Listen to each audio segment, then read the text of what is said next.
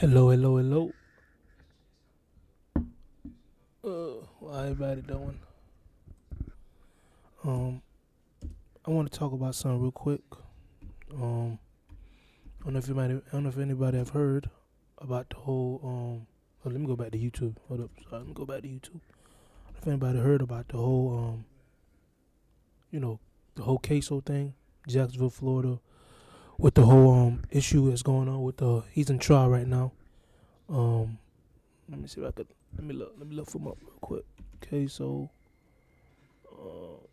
His whole trial right now. I mean, he's in trial. First of all, if you don't know who Ksoo is, he's a rapper from Jacksonville, Florida.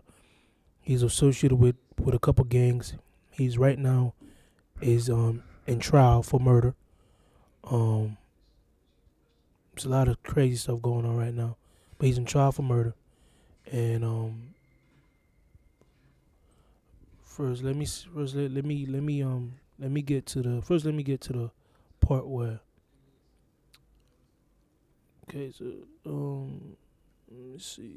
Cause I was watching a video. Let me see. Maybe I can get it. I be trying to go to my history here, but I don't really know how to do it. Maybe y'all can give me. Maybe y'all can help me with that. Okay, so let me see. Family sound like that. Maybe I can watch it. Let me see.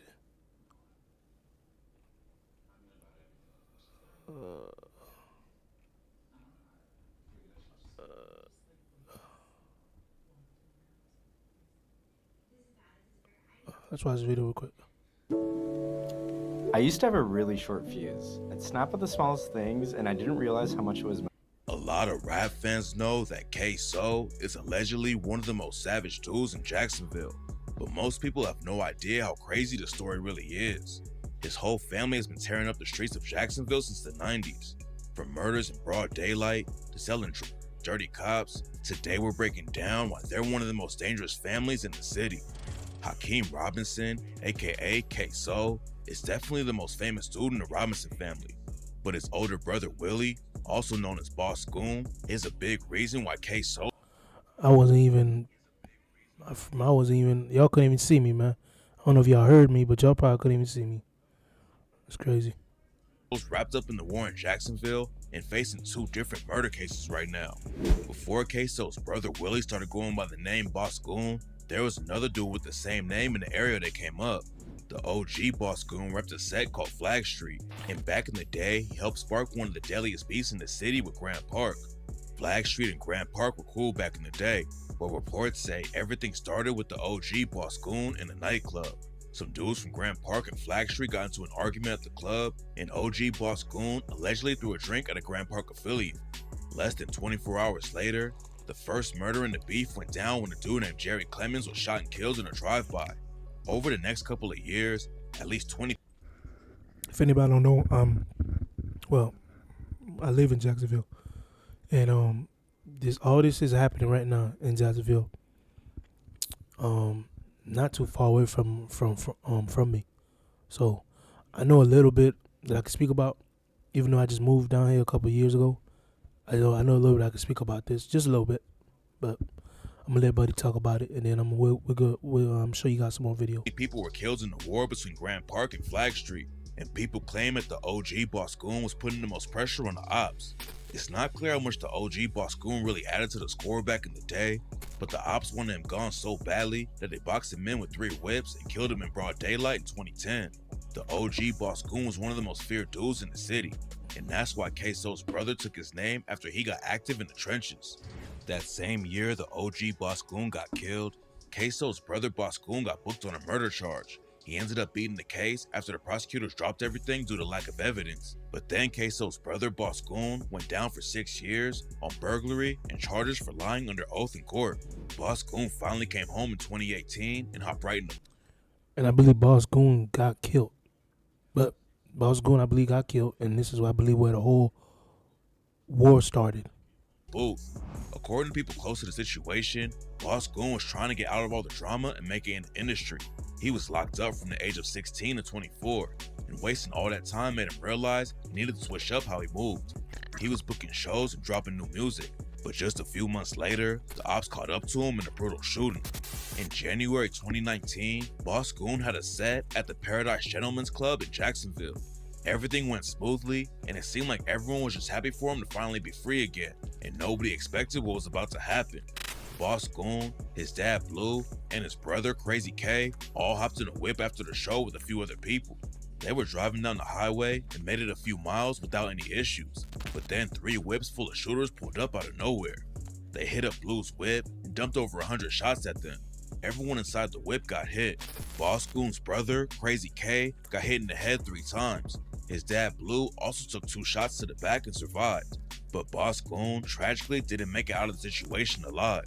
Nobody was ever booked for the murder, and Boss Goon's dad Blue said that he thinks the police didn't really look into it because of their family's past in the city.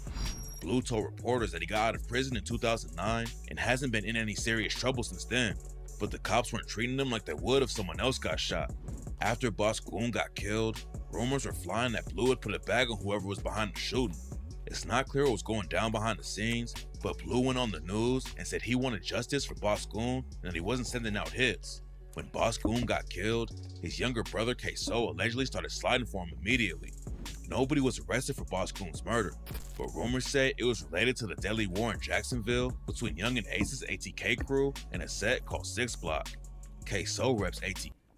You see, that's different. See, I heard different things. I heard that it could have been a crew called it's with somebody named Young and R Mookie. That's what I heard. So I don't. So this kind of this is what I heard from different a different resource. So me hearing that is the first time with the whole them and Fulio thing. And that's another guy who just died. That's another person who just passed away. I think what, a year ago or 2 years ago? Okay, but he also reps a group called NGH, or No Hospital Gang. No Hospital Gang isn't really a set though. It's an alliance between crews like ATK, Flag Street, BB4L, and other crews. Young and Ace has his ATK crew, but he also reps NHG.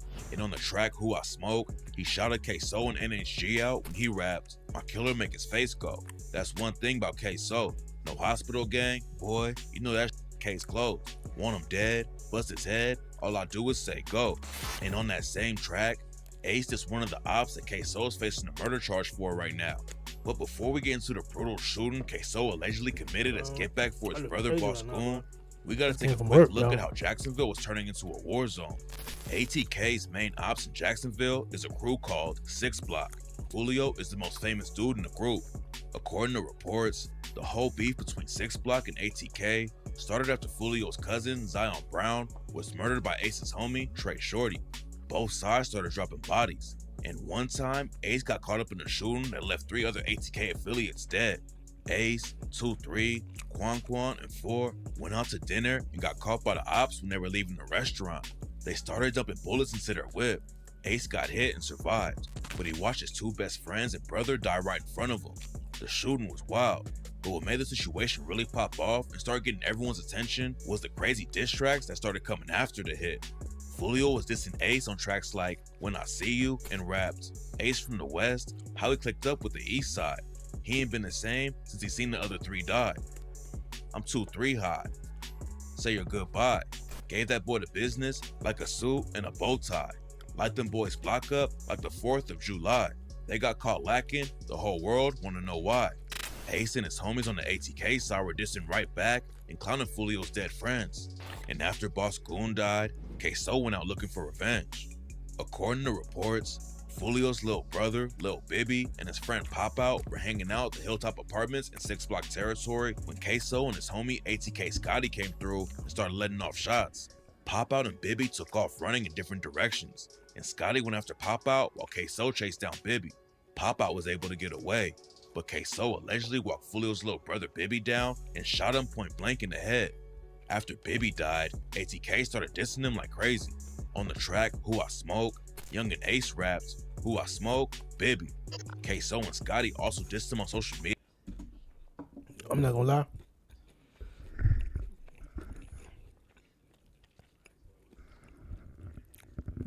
For that boy, wasn't it Young Ace? I think they gonna end up pulling a Rico on him and his group pretty soon. once they're done with Ksoo. Media and started wearing jerseys with Bibby's name on them. And on the track, Ksoo bitch, Ksoo raps, ATK don't do no drive-bys. He ain't going to the hospital, dead flies. Who the wanna play with us? They dead guys. Bibby had a closed casket, I wasn't surprised.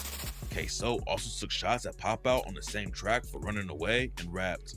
I don't know why y'all call him Pop Out, cause Mike gon' hide. Still smoking this dank, can't open my eyes. And a few months later, Ksoo, Scotty, and Ace all almost died. Young and Ace had a show in Georgia and brought the ATK crew with them. Everything was smooth at first, but when they got back to their hotel, the ops were waiting for them in the parking lot. Shots started going off, but Ksoo and Scotty started busting back while everyone else was running for cover. After it went down, Ksoo dropped the track, Been Dead, and rapped, "We gon' pull it back on your head and get you toe tagged. And I don't like to brag, but Don Dada got that K. Shoulda killed me in Waycross. They hopped out with them Ks. Me and Scotty busting back, we was on the same page." An ATK op named Tiki Shots was allegedly there when the shooting went down, and some people think Ksoo ended up killing him later. Tiki Shots was murdered at a gas station and on Ben. Get connected with our new network administration and security program. Dead, Ksoo raps, "I was mad at I went up in a rage. I caught lacking at the store, his face." The war between ATK and Six Block slowed down for a little while, but then in 2024, ATK finally caught their biggest op and allegedly killed Fulio while he was celebrating. Fulio was in Tampa, Florida when it went down, and the cops say that some ATK and 1200 affiliates followed him out there and killed him. Ksoo was locked up when it went down, but after the news broke, he hopped on social media to clown Fulio. Ksoo And that's crazy too, because Ksoo at that time was in jail. Well, he's still in jail now. Well, in prison. So it's crazy how he's able to. Well, it's not crazy because people can get on phones and iPods and in prison. So it's not crazy, but I just thought you're putting more. First of all, it's stupid because now you're putting yourself in more trouble because you already got a case on yourself. So now you're adding yourself more trouble by jumping into this situation with what's the name with Fulio, and rest in peace to him. posted a photo of them together back before all the beef started and said, "It's gonna be boring without you." Ksoo wasn't the only one in his family allegedly putting in work for ATK though. And on the same track, he shouted out his brothers, Crazy K and Foul Out Sosa, rapping, "They say I'm f***ed up in the head, I need to take them meds. I'm a Crazy K, and he said he want everybody dead. And we'll foul out your ass, boy, you better not play. And we catch you broad day and shoot you in your face." Foul Out Sosa caught an attempted murder case back in 2015 after he allegedly shot an op named Twin K in broad daylight. It was never confirmed, but some people think Twin K was on the hit when Ace's. And all this is real sloppy, man. They doing this all in broad daylight. Well, a bunch of people. It's all sloppy and all just not. I won't call it I'm gonna just call it unprofessional. Brother and friends got hit up after dinner and died right next to Ace. After he allegedly shot Twin K in the leg, Foul Out went on the run and tried to do the race. He tried to trick the cops by posting about hiding out in Mexico, but they caught up to him after just a couple of months, and Foul Out got hit with a 5-year sentence for shooting Twin K. Crazy K was allegedly putting pressure on the ops too, and now for shooting Twin K. Crazy K was allegedly, I don't know if that's true, but allegedly he got in a fight with this other young guy named Shorty, I believe it's not Shorty, Scotty, and they got into a fight where he made. I'm not gonna talk about it because I don't know about it, so I'm gonna shut up. Putting pressure on us too, and now Ksoo, Crazy K, and their dad Blue are all wrapped up in a wild. This guy is gonna tell on his dad. This guy is gonna tell on his son. He's already telling on his son. He already have testified on his son. I think I can get the interrogation where he's being interviewed and he talking about he's telling on his son. He's snitching on him. He's going to testify on his son. So yeah. Murder case. Back in 2020, a rapper from Jacksonville allegedly dissed their dead brother, Boss Goon. So Ksoo and Crazy K allegedly stood on him with their homie, Dominique Barner, and caught Lil Buck outside a shopping mall and killed him in broad daylight. The police rolled up and saw a shooter standing over Lil Buck with the rifle. Then the shooter hopped in a whip and they all tried to get away. They ended up crashing the whip though, and Ksoo ran one way while the other dude split off in a different direction. Dominique Barner and the other alleged shooter ran inside a woman's house and started stealing her husband's clothes. And when the woman came out of the bathroom, Dominique Barner started choking her. That's when someone called up Ksoo's dad, Blue, and asked him to come pick them up. Blue pulled through, and everyone got out of the situation at first. But then Dominique Barner got booked, and a confidential informant caught him talking about the whole case and saying that Ksoo was the one who pulled the trigger. Before the cops caught up to him, Ksoo was already dissing Lil Buck on tracks like ATK War when he raps. Oh my gosh. Oh, Ksoo stepping, 2 choppers. Oh my gosh. Oh my gosh. I didn't want to say this, but I gotta say it. I didn't want to say it, but I gotta say it. This guy Ksoo is screwed, bro. They're going to use these lyrics. They're gonna use his music against him. They're gonna say this is what he said in his music. The same thing they did to KTK. They're gonna do the same thing to him. They're gonna use his lyrics and his music, and they're gonna freaking fry this man. This dude is freaking done. He's done. Was in a foreign car, he ready. 2 of his favorite convicted felons. They better be ready. My gonna shoot them choppers till they all gon' hell in heaven. And every time we stepped on those, they wasn't ready. According to reports, Ksoo wanted to kill Lil Buck because he dissed his brother Willie, aka Boss Goon. And on the track Dead Ops, Ksoo said, send a op to a better place. He should have never dissed Willie. All year long we smoked that till we don't play. Let that know. Hit him with that KTA. With that spell, motherfucking ATK. The cops eventually caught up to Ksoo, his brother Crazy K, and their dad Blue, and charged them all for being involved with Lil Buck's death. A dad and 2 of his sons all getting hit with the same murder case was already crazy, but nobody expected what happened next. Instead of holding it down for his sons, the dad Blue decided to flip and pointed Ksoo out to the cops as the one who killed Lil Buck. Now, when you watched that video of the murder of Charles McCormick, did you recognize the shooter? Yeah, his own son. He's telling on his own son. This whole family look like it's a curse to me, man. I'm not understanding it. Like, this look like a cursed family. Nothing seemed to be right. The father is going to prison. The father's testing on the son. He's testifying on the son, saying that he's the one that killed. He's the one. Ksoo is freaking screwed, bro. I mean, yeah. I mean, his attorney is. I don't mean to ruin the whole thing, the whole surprise, whatever it is. But his Ksoo attorney is saying that the dad is trying to get a plea deal here, and that's maybe true, but at the same time, his dad is testifying against him and saying he's the one that shot this man. So as an attorney, how are you going to? It's going to be hard for you to defend this guy Ksoo when his own dad is saying he's the one that killed him. Like that's crazy to me, bro. Like, you testifying against your own son. I mean, I don't know why he's doing it. Well, I mean, yeah, I can know why he's doing it because he's trying to get a better. He's trying to get a better deal. But that is, at least to me, that's like crazy. I ain't never seen something like that before. It's like this whole family like it's cursed. Yes, sir. Who was the shooter in that video? Hakeem Ross. Your son, Hakeem Ross. That's his son. Oh my gosh. Yes, sir. When the news broke that Blue was working with the cops to save himself, nobody could believe what was happening. Blue came up in the trenches too, and nobody thought he was gonna flip on his own kids. After everyone found out what was going down, Blue hopped on social media to defend himself. He said that if his own dad was facing a charge like that, he would have done anything he could to make sure he didn't do time. Lil Boosie aired him out in an interview with DJ Vlad, said he wants to write a letter to Blue. I won't write him in jail. So whoever watching this, send me that nigga address, man. I won't write him and talk to him. I want to make them people do their job. They're laughing at you over beer and shots right now. He also said that Ksoo's people would probably end up killing Blue over the situation. And according to Boosie, that's what the cops want to happen. We're gonna make him testify and let his ass out after and give him credit for time served and let Ksoo boy smoke his ass. 2 birds and 1 stone. Blue has been all over the headlines for throwing his sons under the bus. And if you hear, I don't mean to be on the side of Boosie here, but if you've been watching the trial, they're trying to really like fry this guy Ksoo. Like, they're not letting this dude out. They're not gonna let him out.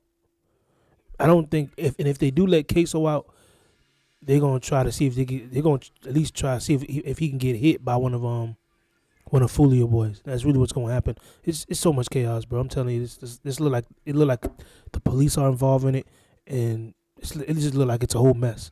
But I don't know. It look crazy. But what most people don't know is how fair they used to be in Jacksonville. Abdul Robinson Sr., aka Blue, has been active in the streets since the 80s. He started moving heavyweight in the 90s with his homie Smiley. Blue got booked for 3 different murders back in the 90s, but was able to beat all of them. According to reports, Smiley and him were 2 of the most violent dealers in the city, and the cops spent years trying to take him down. They had a bunch of investigations on Blue and Smiley, but the police could never make anything stick on them. Then 2 cops named Eric Sinclair and Dave Blitz Bisplinghoff were put on the case to take Ksoo's dad Blue and his partner Smiley down. An informant called the cops and said he was about to take a bribe from Blue and Smiley. So officers Sinclair and Blitz thought they were about to set him up good. Officers Blitz and Sinclair didn't have enough evidence to book Blue and Smiley yet, but if they caught them bribing the informant, then that would be enough to put Blue and Smiley behind bars. The deal was all set up and ready to go, and it looked like Blue and Smiley were finally about to get caught. But then on the day it was supposed to happen, the situation went left out of nowhere. Another informant called up Blitz and told him that the streets were talking about the bribe they were trying to catch Blue and Smiley make.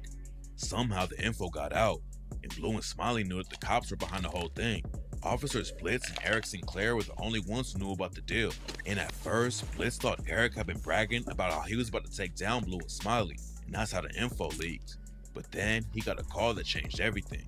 Officer Blitz got a call from the informant who was going to set up the deal, and he told Blitz that his own partner, Eric Sinclair, was the one who leaked the info and let Blue and Smiley know they're about to get busted. Officers Blitz and Sinclair have been partners for years, but Blitz had no idea that Sinclair was working with the same dudes they were supposed to be catching. After that, Officer Blitz transferred to a different department because his informant told him he was in danger, but there wasn't any evidence to convict Eric Sinclair yet. Then in 1999, Blue, Smiley, and their homie, Don Draca, Marlo Bates, were taken down in a huge drug bust. Bates was caught first, and he immediately started telling the cops everything he knew about Blue and Smiley. And when Blue and Smiley finally got booked, they told the police Eric Sinclair had been leaking info to them every time the cops were about to bust him. Ksoo's dad Blue ended up catching a 21-year sentence. No, that's crazy. So this guy was working with these people. The cop was working with these with Blue and Smiley. It's crazy. Didn't serve the full time because he worked with the police, and Smiley went down for 30 years. What's weird about the situation is that Smiley was working with the cops at first too and giving them all kinds of info. But then in the middle of the case, he changed his mind out of nowhere and stopped talking to him. Rumors say there were more dirty cops involved with the situation and they were threatening. I told you, I knew it, bro. I told you, it looked kind of messed up. It looked like the cops and the people look like the cops and the whole Ksoo thing. It just looked like it's a cop and Ksoo family thing going at it, that's what it seems like to me. And Smiley. It's not clear what really went down behind the scenes, but there's a good reason why Smiley might have been afraid of the police, because Blue and him were connected to one of the craziest dirty cop stories ever. Eric Sinclair wasn't just moving a little weight on the side. He was working with a crew of dirty cops who had been robbing drug dealers for years. And Ksoo's dad Blue and his partner Smiley were the ones helping the dirty cops take them all down. Officers Eric Sinclair, Carl Walden, and Jason Poe were all cops in Jacksonville who spent years robbing drug dealers and moving weight on the side. It allegedly started in the mid-90s after Officer Poe pulled a dude over for drunk driving. Officer Poe knew the guy he pulled over was a local drug dealer, so he called for backup on his radio, and Officer Eric Sinclair rode up to the scene. Officers Poe and Sinclair searched the whip and found $1,200 in cash, plus some cocaine and weed. Sinclair told Poe to let the dealer go, then Poe and Sinclair split the cash, and Sinclair took the drugs to sell later. Officers Sinclair, Poe, and Walden started kicking in doors at trap houses without warrants and just taking everything they saw. They go look. They're free. This is a freaking what's that movie with Denzel Washington? Training Day, boy. These niggas, what the hell? I told you that this whole Ksoo thing and it looked like it's a Ksoo versus Jacksonville police thing. That's what it looked like, cause it's just. And I'm telling you right now, if Ksoo get out of this free, if he get out of this, I'm telling you, they send up Ksoo to be killed, straight up. Because allegedly, young Ace cannot come back to Jacksonville. Allegedly. He cannot come back to Jacksonville. Allegedly. Looking for drug dealers while they were off duty and robbed them, and nobody else in the force knew anything about it. Then in 98, Officer Sinclair set up a dude named Hassam Tahan for a robbery. He paid a couple of local dealers to help him, and the three of them were able to steal $50K in cash. The dude he rob's uncle, Sami Safar, owned a business in Jacksonville, and the cash was supposed to be for the store. It was already a wild situation, but then the cops took it to another level and murdered an innocent dude. After Hassam Tahan got robbed by the cops, they decided to hit up his uncle Safar and make another big score. The whole plan went left though, and Officer Walden had his homie Kenny McLaughlin help him kill Safar and dump the body. The dirty cops probably would have gotten away with everything, but after Ksoo's dad Blue and his partner Smiley told on Officer Sinclair, everything came crashing down. So while the news about Blue flipping on his own sons, Ksoo and Crazy K, was shocking to most people, there were a lot of locals in Jacksonville that weren't surprised he was telling the police everything. It's not clear how Ksoo's dad beat the 3 murder cases he caught back in the 90s, but now rumors are flying that he worked with the cops back then too, and that's how he skated on all the charges. But his dad, Blue, isn't the only OG in Ksoo's family who was active in the streets. According to reports, his grandfather on his mom's side was a dude named Leroy Tilley. Tilley made headlines back in the 90s for running a huge crack cocaine operation. The cops said the drug ring was responsible for at least... Yeah, it's like I told you, like I said before, this whole Ksoo family thing look like it's a curse. It just crimes after crime after crime after crime. It just goes on and on. 4 murders, and Tilley had already been booked for attempted murder back in the day. By 92, Tilley had been arrested over 40 times and was allegedly one of the most feared dudes in the city. Ksoo and his family have been running the streets of Jacksonville for years, but now it looks like the whole crew might go down except for his dad Blue.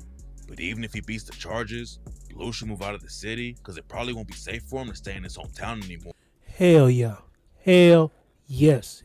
If he beat this case, even though I don't think so, I think he might get like maybe 8 to 10 years, 5, 8, 10 years. But if he beat this case, he probably do need to move. Ksoo beat it. I think he need to move too. But here's the one I wanted to watch. It's called, I don't know. Oh, hey, before I want to give people their credit here. So y'all can go subscribe to this guy, Hip Hop Daily. Y'all go subscribe to him, man. Let me see, Family T. Is it the Family TV? Yeah, I want to get in here real quick. He was giving a good explanation of the Ksoo case. Let me see. He probably knows something. He was giving some good stuff. I was watching some stuff from it.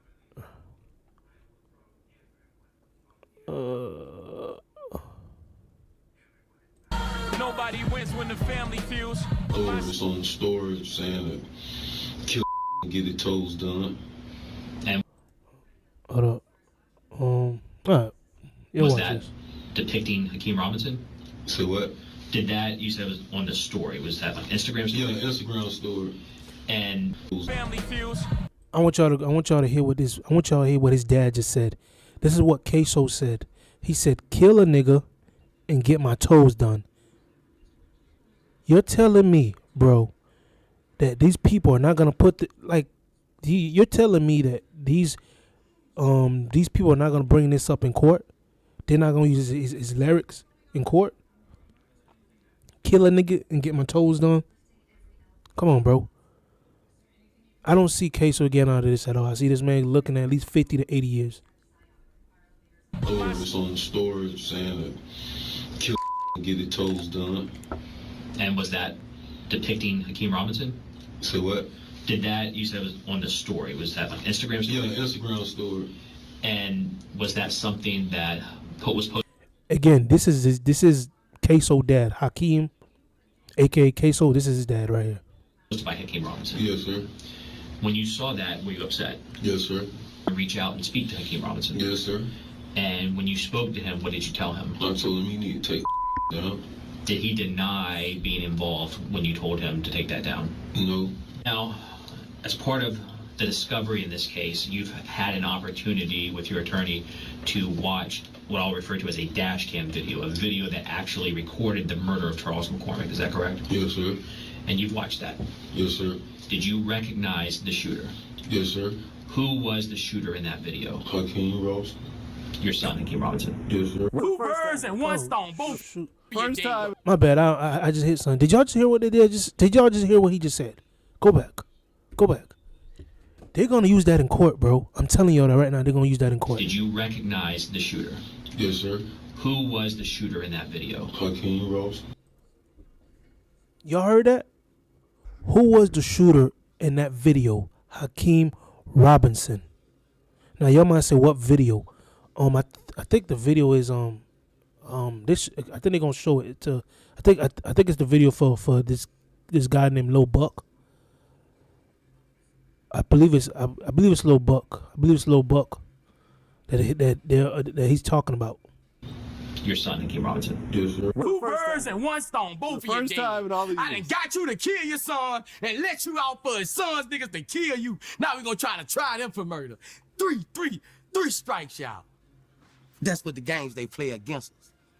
Fam, it seems like I've been standing in court. And there's a couple updates I want to bring to you guys' attention. You know, a lot of people has been asking me the update on T Grizzly case. And I don't know where these rumors or updates coming from because the trials keep being delayed until today. We have Family TV someone inside the courtroom taking notes. But there's nothing to provide if the court has been delayed. Besides that, I was looking at a highly anticipated case out of Jacksonville, Florida that was set to take trial. And the reason being, fam, imagine being on trial for murder, facing a possible life sentence, cameras everywhere, the courtroom packed, and sitting just a few feet away from you. Not your ops, not the feds, but your own father. Not to support you, not even there to lie for you, but there to help bury you. That's the reality of Hakeem Robinson Jr., aka Ksoo. And because of that, I figured we stay on top of this case as well, day by day. This week, he's finally on trial for the 2020 murder of his rap rival.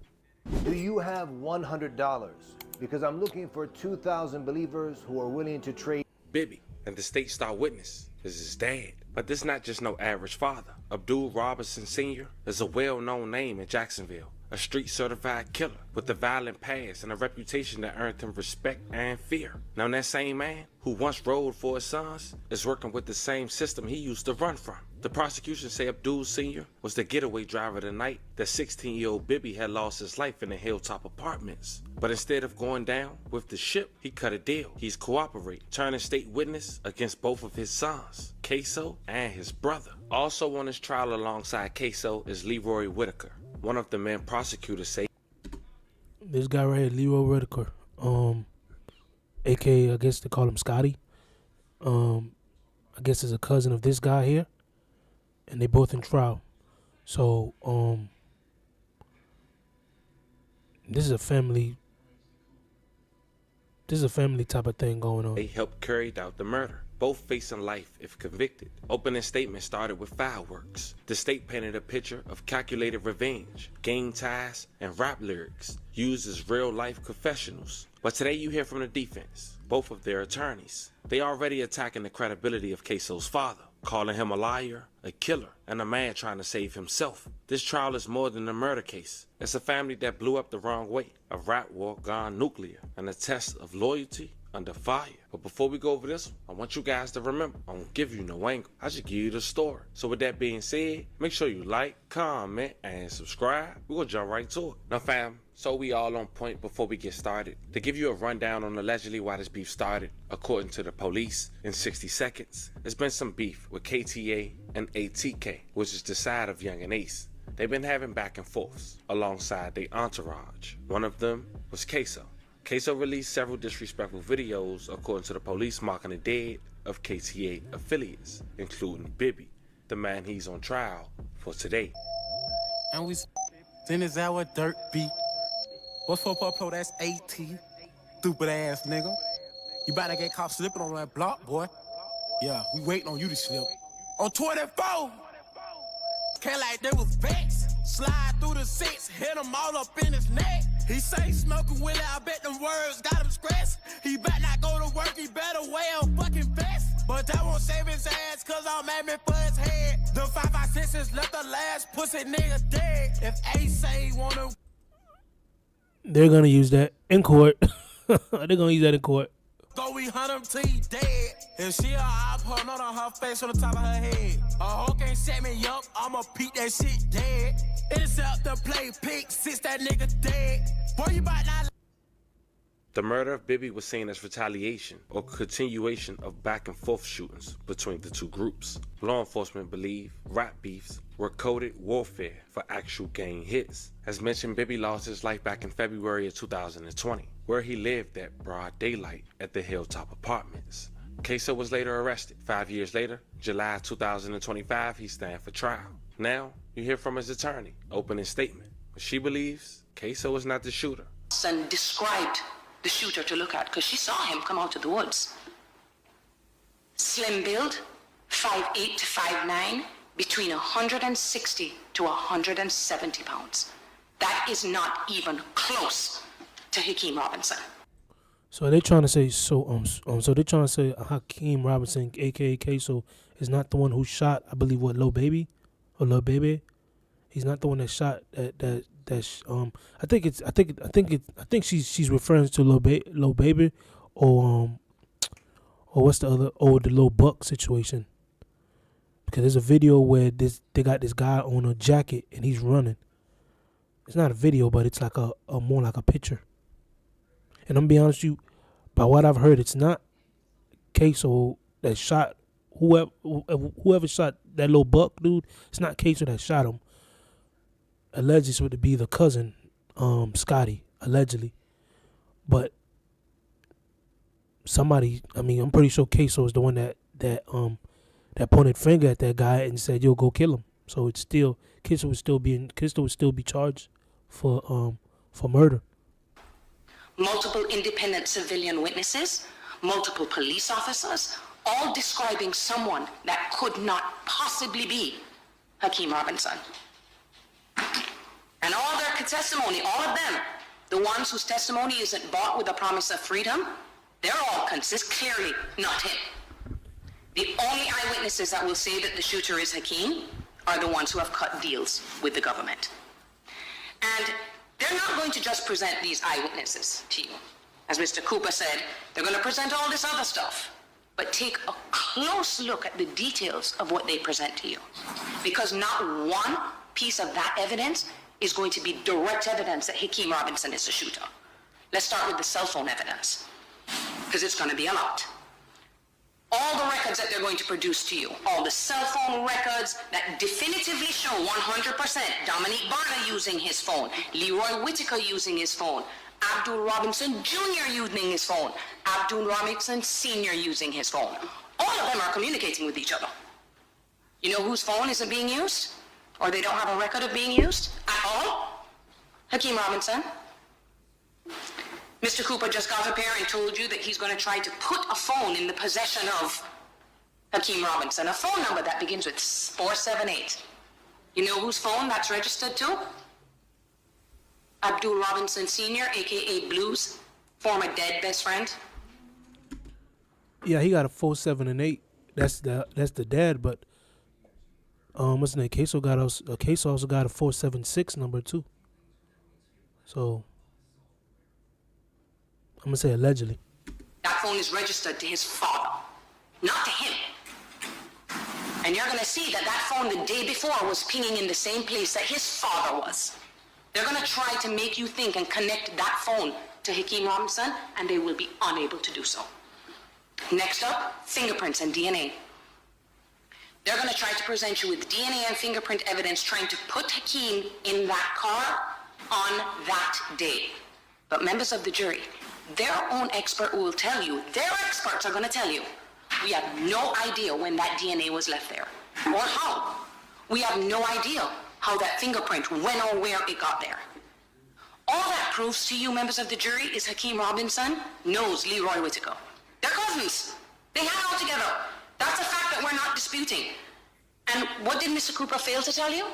That DNA was found on a t-shirt that was in the car. It's not just Hakeem Robinson's DNA. The expert is going to tell you that it's mixed up with 3 other people that I don't know who it is that's on that shirt. Then they're going to tell you that, well, I'm going to tell you that the evidence will show that a man's DNA was found in that car. That's going to say, I don't know how my DNA got in there, but it's there. As someone that is completely disassociated with this case. All that's going to prove, members of the jury, is that Hakeem Robinson, Leroy Whitaker, Torgon Williams, they're all friends and that they know each other. He told you that car was had been reported stolen for 2 months. They had been all in and out of that car. That DNA and that fingerprint. Okay, first of all, this doesn't make any sense. She's saying that the DNA is 3 person in DNA is 3 person in that car of that DNA. So my bad. Let me take it back. It does make sense. So she's saying that Ksoo was not in that car. It was 3 other person that was in that car. So you're saying Scotty was in that car, Barn was in that car, and what are you saying? What is she gonna try to say? Ksoo brother was also in that car too. Yeah, that's only 3 people I can think about. But at the end of the day, Ksoo probably knew about it because he made a song and said, "Kill a nigga and go get my toe done." Again, still, even if he's not the one that did it, he still is involved in it. That's still a crime. It does not place him in the car on the day of the murder. You're going to hear about all of the DNA that they have been unable to identify or match with someone else. But members of the jury, what I do want you to know is, even though Hakeem hung out with all these guys and he grew up with them and stuff, Hakeem was different because he was making it. Charles McCormick, they said he put out that song. He didn't put out a song. I mean, no one knew about that song. I mean, he tried to release it. He wasn't on the level of Hakeem Robinson, a.k.a., you're going to hear this name a lot throughout the course of the trial, Ksoo. I want members of the jury, which is going to be very important. 4 days before the murder of Charles McCormick, Hakeem Robinson was signed to a record label that gave him a $40,000 advance. 4 days before. He was making it, he was leaving, he was doing his music. All of these people, though, they wanted to be around him. They wanted to share in his fame. But Hakeem cannot be put in this just because he hung around with the wrong people and was friends with them. He is not responsible for what they did in their... I gotta admit, she's doing her best over here, but I'm telling you, this dude is fried.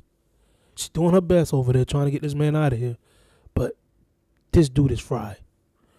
His music, his dad testifying, man, he is fried. Free time. And even the government, I thought the government would agree that you cannot convict someone by association. And that is true, members of the jury. Guilty by association has no... Yeah, I don't know too much about the government, but she might be right about that. You can't send somebody to prison because of the association with. But then again, you can in a way, because I think she is wrong about that. Because if I'm a gang member, and they say, if I'm a gang member, what do they tell you? They tell you should not be around other gang members, right? They can lock you up for that. So I think she's wrong on that part. But I mean, in a way, you can, because if I'm hanging with drug dealers, the cops still can come mess with me. If I'm in a car with a drug dealer, right, and I get stopped, and we get stopped, guess what? I'm going to jail too. We both going to jail. Even though, even though I had nothing to do with it, I'm still going to jail too. So on that side, I think she's wrong on that side, at least. But again, who am I? I ain't no attorney. I don't know too much about the law like that. So, but yeah. Place in this courtroom. Are you ready to sell your house? I will buy it. You can get a cash offer in 24 hours or less. Mr. Cooper also mentioned something about a social media post. But members of the jury, when you view these pieces of evidence, please take them into context. He said it happened right after he made this post, 7 days after he made this post, okay? And it's all assumption and speculation with the phrase that he used. He is trying to say that that is somehow a confession. That post didn't say, hey, I killed Charles McCormick. He's going to ask you to imply that when he mentioned that had something to do with the murder that happened before that he had nothing to do with. But members of the jury, What we are going to ask, and this is what I'm just going to ask. We are at the beginning of this case. You haven't heard any of the evidence or seen any of the evidence yet. All I ask of you, each of you, is to please just pay close attention and really listen. Because when you strip away all the evidence that isn't either bought with money or the promise of freedom, the truth is going to be staring you right in your face. Focus on the credible, reliable, unbiased testimony from the witnesses, coupled with what you can see right in front of them. More importantly, your common sense. Because that is what you will need to see the truth in this case, because it is not him, members of the jury. Yeah, but your common sense gonna tell you, why is he rapping about something that if it's not him, he's rapping about it. He's rapping about killing people. He's rapping about he's making fun of the dead and so on and so on. So common sense common sense is maybe he is doing these things. I wouldn't say maybe he is. I believe he is doing them. I believe he did kill people. I believe he did do these things, and I believe that there are some people that his crew he pointed out and said, "Yo, go kill him," and I believe that happened too. Mr. Cooper talked about the fact that this case is going to be a puzzle and that you'll be able to see a picture at the end. But I'm going to tell you this, members of the jury. If one piece of that puzzle doesn't fit, it is not guilty. Do not shave the pieces of those puzzles to try to force it to fit. Because when you look, you are going to see the description does not match Hakeem Robinson, not even close. Now, members of the jury, there is a reason why the framers of the Constitution, this country's Constitution, ensured that the government would not have too much control over the freedom of the citizens they are meant to protect. And that was by giving the final word, not to the court, not to the state, but to you. People are innately flawed in that they sometimes can't see the truth when it's staring them right in front of their face, or they can't admit it when they've made a mistake. You are 12 members of this community, 15 members of this community, who have promised to look at this case through fresh eyes. That is all we beg of you, to objectively look at the evidence that is presented to you in this case. Because when you listen to all the credible, reliable evidence in this case, it's only going to prove to you one thing. Hakeem Robinson is innocent. Find him not guilty. Thank you. All right, now, fam, we hear from Leroy Whitaker's attorney. Will she point out not only Ksoo's dad, but also about a 26-year-old man, Dominique Barner, of Melvin Road, who was also charged with second-degree murder and aggravated fleeing an officer for the homicide of Charles McCormick, a 23-year-old singer who went by the name of Lil Buck, who passed away January 15, 2020, in the 7000 block on Merrill Road in a shopping center. He was already arrested for burglary and home invasion robbery, but apparently he cooperated with this case and the murder of Bibby to get a plea for the murder I just disclosed. Hear from her. Mr. Whitaker.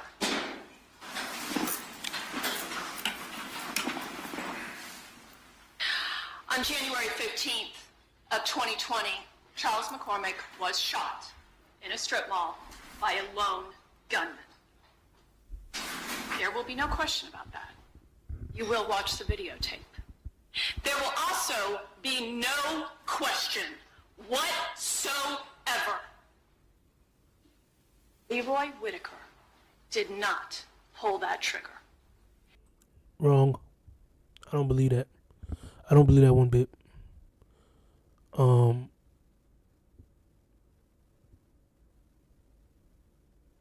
Nah, I don't believe that one bit. Maybe, maybe, but at the end of the day, I believe he was there. I believe he was there. I believe he was there. I tell you that. I believe he was there. Because there's an auto. There's an auto of this lady saying there's two people went in her house. I believe she said it was two people that went in her house. And those two people, I believe those two people were Whitaker and the guy that she's talking about. Leroy Whitaker had nothing to do with the death of Charles McCormick. That's what the evidence will show. You're gonna watch a video of Charles McCormick being chased down and shot. The shooter, the lone gunman in that video is not Leroy Whitaker. So how are we here? Why are we here? In this room, everything changes. See, before we come into this room, the state of Florida has the absolute power, the choice, the prerogative to charge or not charge whoever they want. But once we come in here to our Hall of Justice, they must prove their allegations. They must prove their allegations with actual, credible evidence. And I urge you to write right now in the notebooks that were provided to you a little topic I suggest to you. Evidence of Leroy Whitaker's participation in this murder. And ladies and gentlemen, there's going to be one thing and only one thing at the very end of all the testimony, everything that you're going to be presented. It's going to be one name only. Dominique Barner. That's it. That is it. The state star witness of which their house of cards in their allegations against Mr. Whitaker will collapse. Dominique Barner, an admitted two-time killer, paid for, self-proclaimed, paid for assassination. Hold up. She just said he's a two-time killer. So what the hell is he doing out? If he killed the first time, shouldn't he be in prison? So what is he doing out? Why is he out the second time? Because I'm right, she just said, what she just said, let me go back. An admitted two-time killer. An admitted two-time killer. So why is he, if he killed the first time, why is he out? Paid for, self-proclaimed, paid for assassin. Dominique Barner will waltz into this courtroom and he will try to fill the blatant holes in the state's case. Their star witness will explain to you, well, you know, on January 15th, the Jacksonville Sheriff's Office hauls me in. See, I don't just have tattoos on my arms. I have 1993 strapped right on my arm. Pretty distinctive. And Barbara Buckley did describe that in detail. And so the Jacksonville Sheriff's Office was able to put together a photo spread within hours of Barbara Buckley's home being invaded by Dominique Barner. And lo and behold, she was, in no uncertain terms, you're gonna meet her. She's gonna tell you all. Dominique Barner sure scared me. Dominique Barner came into my home. Dominique Barner choked me out. Dominique Barner got me to the point. The only reason why she can't, you'll see the reason why she can't name the other guy, because the other guy, his face was covered up. His whole face was covered up. So Hakeem wasn't in this woman's house. It was, at least to my belief, it was Barner, and it was, I believe, Whitaker that was in the house of that lady house. That's what I believe. Where I just kind of finally faked passing out and cigarette. Dominique Barner was caught.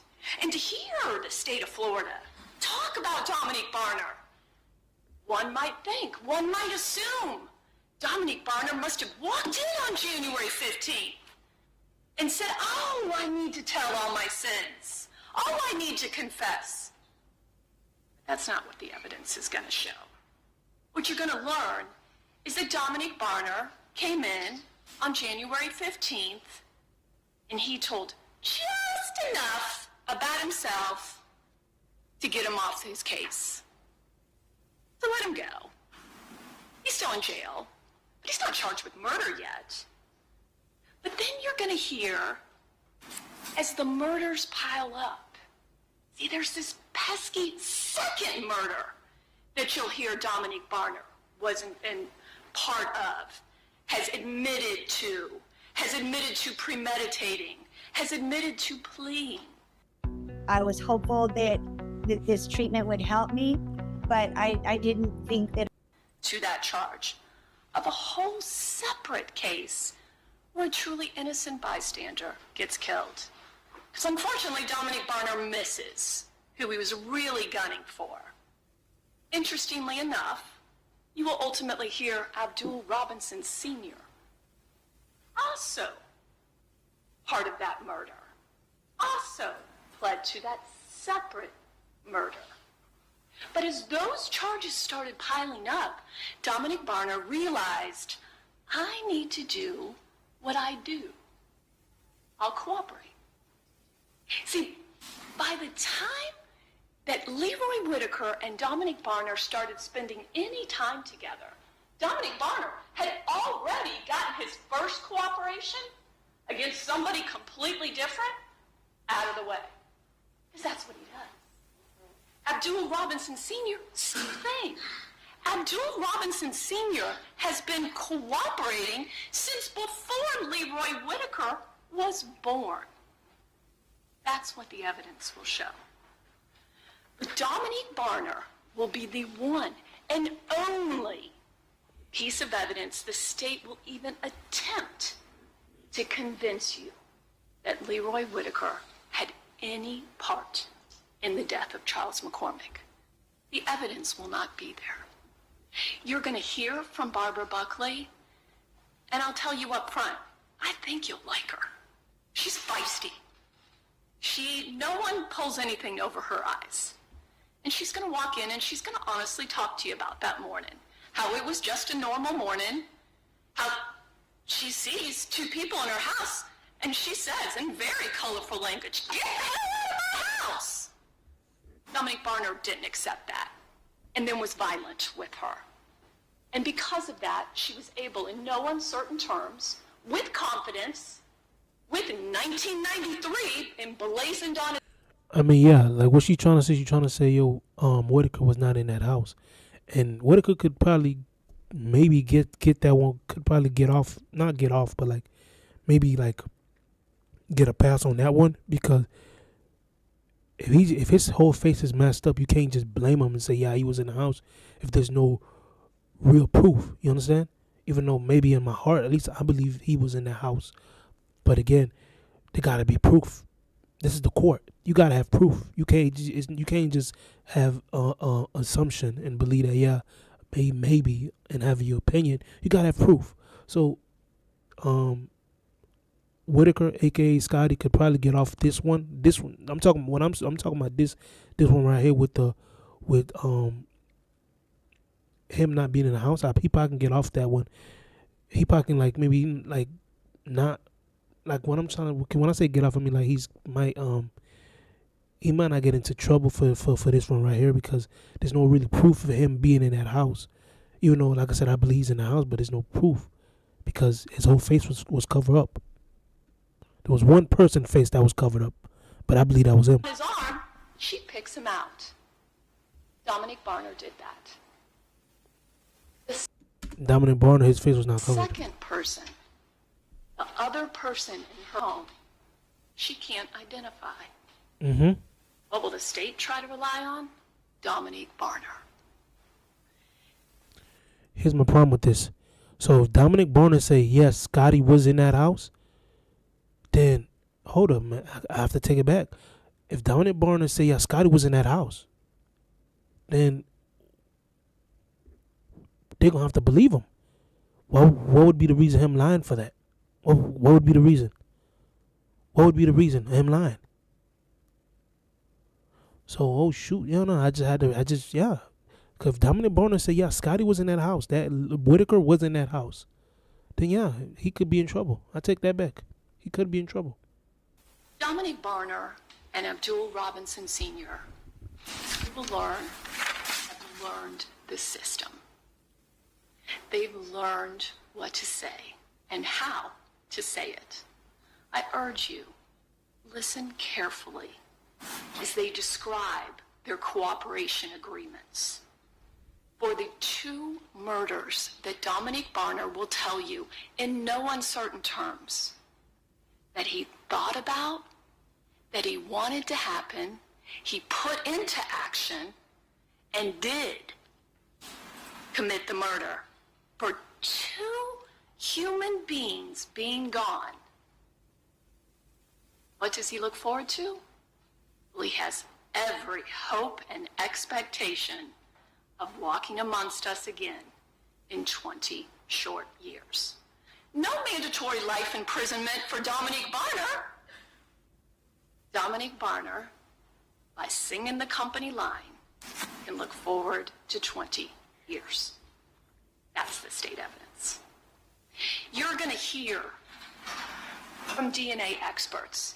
And I urge you right now, as I remember from jury selection, some of you had done 23andMe, Ancestry.com.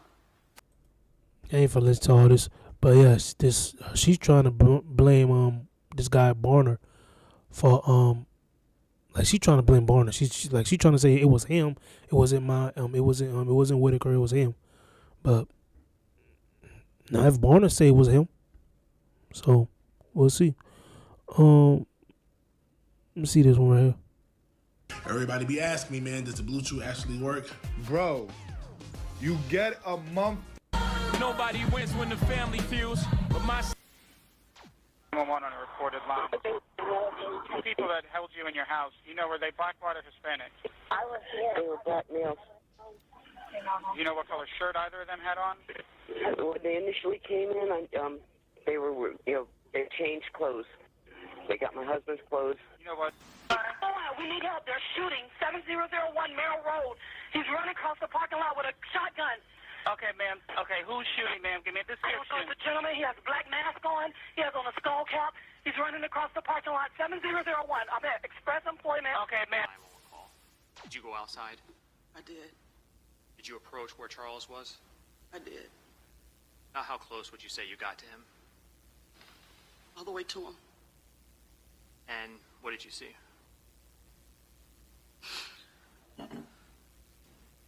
His leg was separated, and half his face was gone. That's crazy. His teeth were on the side. A couple bodies he gotta go to trial. This day 2, but apparently day 1 we made one huge mistake, and I want to correct it. Face was gone. And what did you see?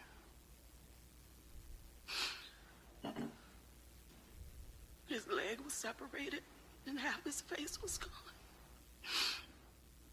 His teeth were on the sidewalk. Fam, this day 2, but apparently day 1 we made one huge mistake, and I want to correct it. This is not the trial for Bibby. This is the trial for Charles McCormick. Ksoo have a couple bodies he gotta go to trial for, and this just the first. But nonetheless, we here to have 8 hours into an hour for a recap of day 2. And it's already raising serious questions about justice, loyalty, and the state's entire case. On trial is mentioned is rapper Ksoo, real name Hakeem Robinson, and his co-defendant Leroy Whitaker, both accused of gunning down Charles McCormick in 2020 outside a shopping plaza. But while the state is working to prove they carried out the hit, the defense introduced a wild but potentially game-changing twist that the real shooter is a key state witness, Dominic Barner, as we previously mentioned in the first video. In court today, fam, we're gonna hear what the jurors heard, well, at least key details on what the jurors heard, which was an emotional and graphic 911 calls. One came from a local business owner who had just promised Charles a job on behalf of his mother. Minutes later, she ran outside and saw a sight that will haunt her forever. Charles lying in the street, teeth scattered, half of his face blown off. And the second call came from a woman who say she was taken hostage by the same 2 suspects shortly after the killing, saying they stole her phone and changed clothes in her home and waited over an hour for a getaway driver, allegedly Ksoo's dad. But the most jaw-dropping moment came when both defense attorneys made a bold suggestion during cross-examination that Dominique, the state's key witness, is actually the man who pulled the trigger, yet he's not on trial. According to them, he cut a deal to save himself by flipping on Ksoo and Leroy If it's true, this case might not just be about guilty or innocence, but about who the state chooses to protect. So before we go over this one, I want you guys to remember, I don't give you no angle, I just give you the story. So with that being said, make sure you like, comment, and subscribe. We're gonna jump right to it. Day 2 of the Charles McCormick trial is now in the books. On trial, Jacksonville robber Ksoo, real name Hakeem Robinson, and Leroy Whitaker. But according to the defense, the man who actually pulled the trigger isn't even sitting at the defense table. His name is Dominique Gerald Barner, and instead of facing charges, he's testifying as a key witness for the state. Today we break down the chilling 911 calls, horrifying witness statements, and defense strategy that might just expose the biggest twists in the case. The first 911 call played in court came from a woman who had just offered Charles McCormick a job. She was helping his mom trying to get him off the streets into something better. But moments after they spoke, shots rang out. She was outside and saw Charles on the ground. According to her, his face was half gone and his teeth were scattered across the street. It's one of the most disturbing calls and testimony played so far in this trial. Check it out. People come to us and their teeth are so bad that they all need to be extracted. They all need to be taken out and they need to get brand new. We need help. They're shooting 7001 Merrill Road. He's running across the parking lot with a shotgun. Okay, ma'am. Okay, who's shooting, ma'am? Give me a description. The gentleman, he has a black mask on. He has on a skull cap. He's running across the parking lot. 7001. I'm at Express Employment. Okay, ma'am, slow down. Okay, he has on a black mask. What color shirt and pants? God, ma'am, he has on a... No, hey. Ma'am. He has on a black mask, skull cap, running, tall, thin, black male. I'm not gonna lie, I be feeling bad for some of these people that gotta receive these phone calls from these victims. It's like, yo, you gotta receive these calls and the person is panicking, and I'm pretty sure there's some the 911 dispatchers. I'm pretty sure they ever heard some horror stories that probably can't even sleep at nighttime. It's crazy. Okay. Oh, Jesus. And did he shoot anybody? Girl, where's Charles? Was it Charles? They shot through my door, my window. They shot Charles McCormick. So what's going on? So just to recap, what's going on is that I guess this guy Char, aka Lil Buck, went to go get a job. Went to go I guess apply for a job or something like that. And when he stepped out the plaza, there was some people waiting for him and they shot him. His face got blown off. His teeth was all in the sidewalk, and so on. It was just, I don't know. So that's what's going on right now as a recap. Okay, ma'am, somebody's been shot, ma'am? Did they shoot him? Do y'all see him? Yes, he's down on the ground. His name is Charles McCormick. I know who he is, ma'am. Okay, ma'am, listen to me. I got everybody coming to you, ma'am. I need some questions. I need you to help me, ma'am, okay? Listen to me. Ma'am, listen to me, okay? Listen to me. Where has he been shot at? We need all this information, ma'am. He's in the parking lot, ma'am. The guy that's been shot, is he in the parking lot? Parking lot. Is he black, white, Hispanic? Black, young male. His name is Charles McCormick. McCormick. And you don't know where he's been shot at? No, I don't know. I'm in the building. He was running. He just left out of my business for a job. And as soon as he came out, somebody started shooting at him. And he ran. And he's in the parking lot. And you said, what was his name again? His name is Charles McCormick. Guys, where is he at? Do y'all see him? Ma'am, go to my office and look out the window, please. He's on the sidewalk. And what's your last name? Ma'am, listen to me. We got everybody. Ma'am, listen to me, okay? We got everybody coming to you, lights and sirens, ma'am. I need you to be my eyes for me, okay? Listen. Okay, ma'am. I got fire and rescue coming for him. He's laying on the ground, correct? Yes.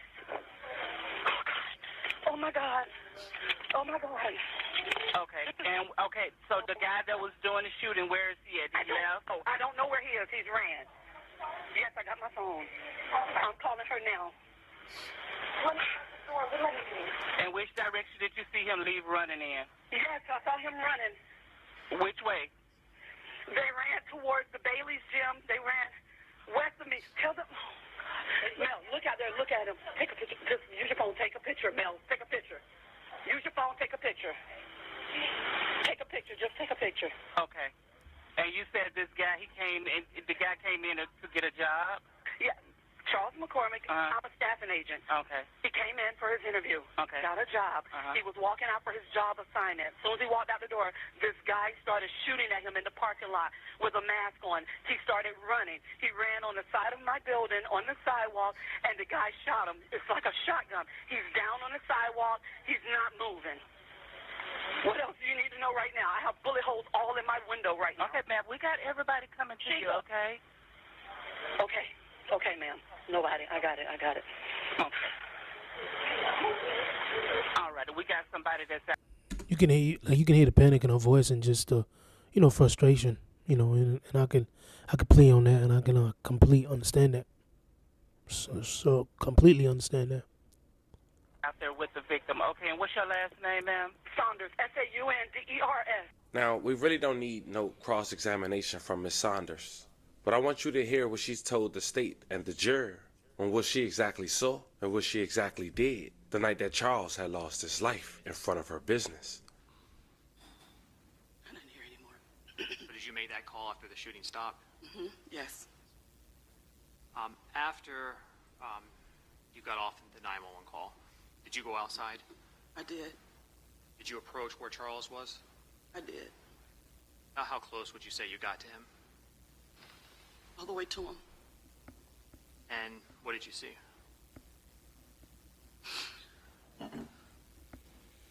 His leg was separated, and half his face was gone. It's crazy. His teeth were on the sidewalk.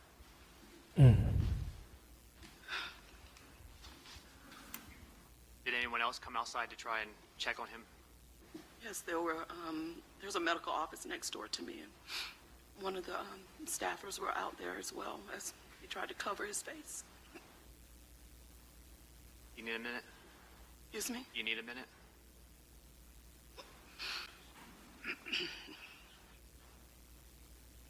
Now, Ms. Saunders, I do want to show you what's in evidence of State's Exhibit 187. It's a clip from a dash cam, and you have seen that, is that correct? Yes.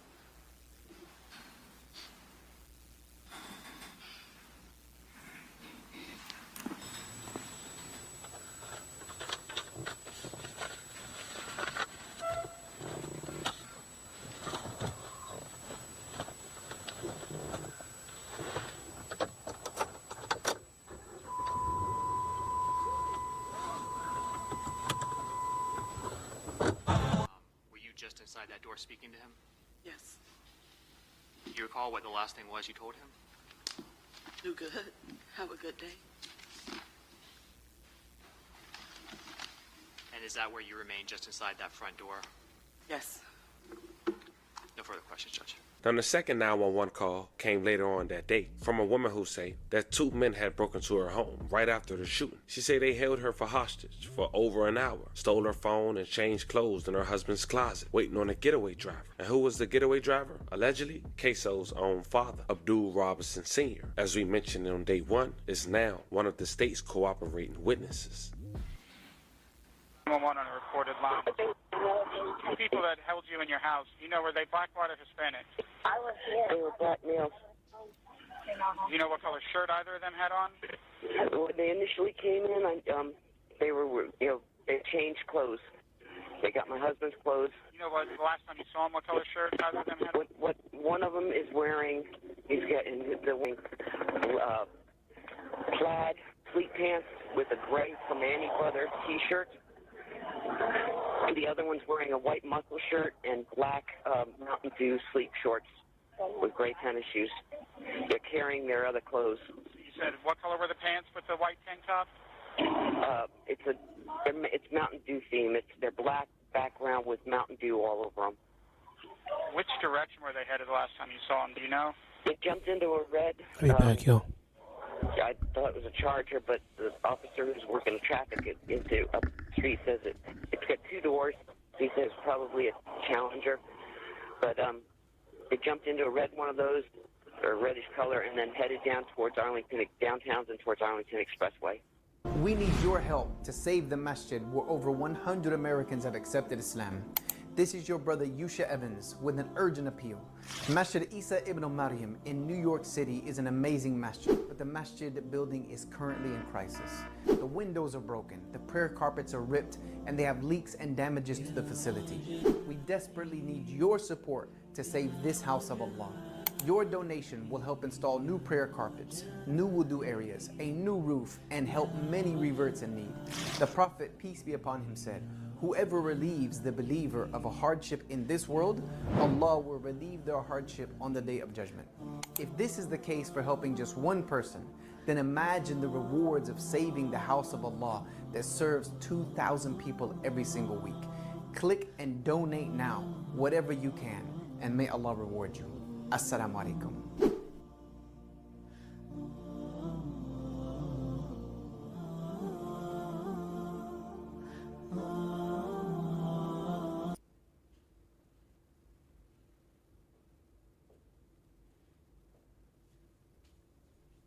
I want to buy your house. I can pay you cash for your house no matter what condition it's in. If you need to sell your house for any reason, click the button under this video to see if my offer... Did either of them have any weapons on them? Not that I could see. The one definitely did not. The one who kept his he had a black hoodie that he kept trying to keep around his face. I couldn't tell anything that he had. So that's the only reason why she can't. So that's, I don't know if anybody's watching the first video, that's the reason why the Whitaker attorney was like, oh, it wasn't him, because it's not. It wasn't him. His face was covered. Now, if you get the guy Dominique Barn, aka I guess they call him Butter. If you get him, he's the one that's saying, yeah, Whitaker was there. Scotty was there. He was there with me. It was me and him in that house. Then it's kind of like it's gonna be kind of hard just to say, yeah. It's gonna be kind of hard to defend this guy Whitaker if the person that was with him saying it was him. He was there with me. So yeah. How long ago did this occur? They found him in my house at 10:30, and they just left about 10, 15 minutes ago, if that. So they came. You found them in the house? I came out of the bathroom. And saw one of the bedroom doors was shut. I went and opened it, and they were standing right there in my house.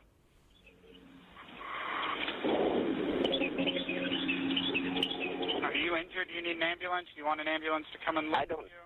I don't need an ambulance. But they do have my cell phone.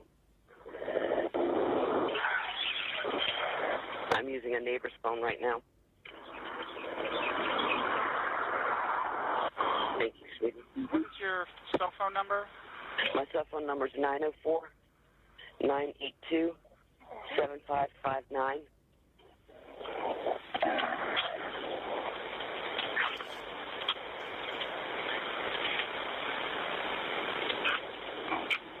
All right, ma'am. So are you going to be waiting at 1033 Townsend? Yes. I hope this lady changed her phone number, because they just give the whole phone number out. That's not supposed to happen. All right, well, we do have the call. We've sent it, and officers are going to be out there to you shortly, okay? Okay, thank you. You're welcome. Now, the thing about this witness, as Ksoo and Leroy, defense attorney, has cross-examined her, she can only identify the two boys as Tattoo Dude or Squirrely Dude from his tattoos. And the tattoo she referring to is Dominique. He's not on trial. He was a state witness. So how is it two people for trial for his murder, Charles that is, if she's describing one of the shooters as a state witness? Check it out. And did you have any injuries as a result of being grabbed and kind of thrown down to the ground? Other than a bruised shoulder. Your Honor, may I approach for one moment? I'm sorry? May I approach the clerk for one moment? Yes.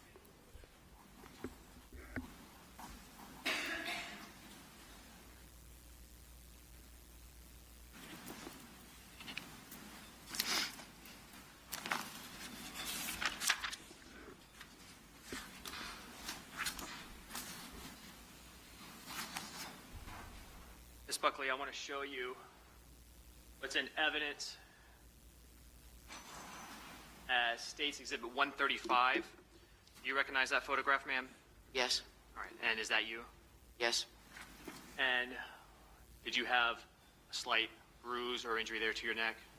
I couldn't see it because it's, but they said, yeah, the police officer saw it.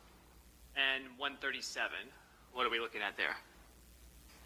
That would be a scratch mark from when they, I'm assuming when they tried getting me off the death grip. Okay, you didn't have that before then? No. 142? That was where I scraped the sliding door being pulled back in. And that was when both of them were pulling you in? Hmm? Is that when both individuals were pulling you in? Yes. 143? Is that just a close-up of that scrape? Yep. States 133. Is that the clothing or the pants that you had on that morning? It's the pants. The shirt matched, but they made me change. And states 143, same pants? And they were collected? Yes. I don't have any further questions, Judge. Thank you. All right, cross for Mr. Good morning, Miss Buckley.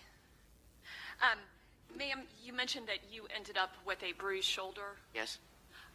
Do you think tattoo guy?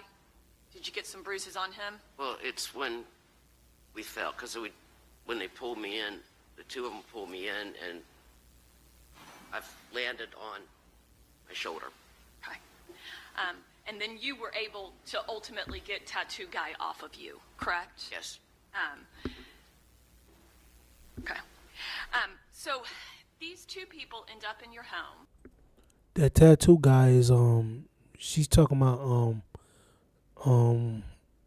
what's his name? She's talking about the guy, not Whitaker, the other guy, which is Dominique. And they're in the original room that they're in. Was that close to your front door when you encountered them for the very first time? It's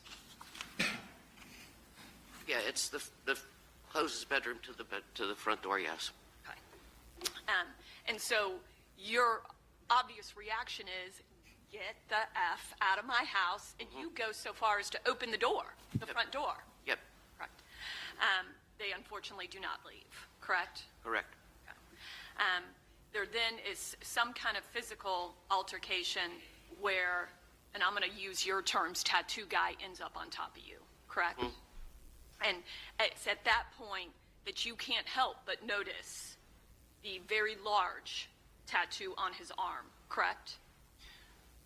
He had a tracksuit on, so the jacket. I did not see the tattoo in detail until late when he sat down on the couch after the kerfuffle at the front door, and we came in. That's when I saw him. Okay. At that point, was he in a short sleeve shirt? No, he had a jacket. Taken off his clothes. He hadn't taken the jacket off or anything. At some point, did you get a good look at tattoo guy's tattoo? Yes, I did. And what was so distinctive about it? It was the size of it, and also when I saw the year, the only thing I could think of is these guys are, just a couple years younger than my kids. Do you remember that year right now? Yes, ma'am. Is it a number you'll probably never forget? Pretty much. 1993, ma'am? Yes, ma'am. And obviously, that was something you were able to provide description right away, Yes. correct? Yes. He had another tattoo on the other arm, but the way he was sitting, I couldn't read it. Now, the other person that you've labeled Squirrely Dude, you didn't get a very good look at him, No. correct? Mm-mm. At one point, you did get to see his full right arm, though, correct? And got a good look at that? When he went to change, he had the muscle shirt on. I was, from distance we are right now, I see beige and white. I see nothing else. Sure, because you didn't have your glasses on. Fine. But you were able to see a good look at, and we're talking about Squirrely Guy now, Squirrely Guy's right arm, correct? The squirrely guy, I believe she's talking about allegedly the guy whose face was wrapped up. No. Okay. Do you remember giving a deposition?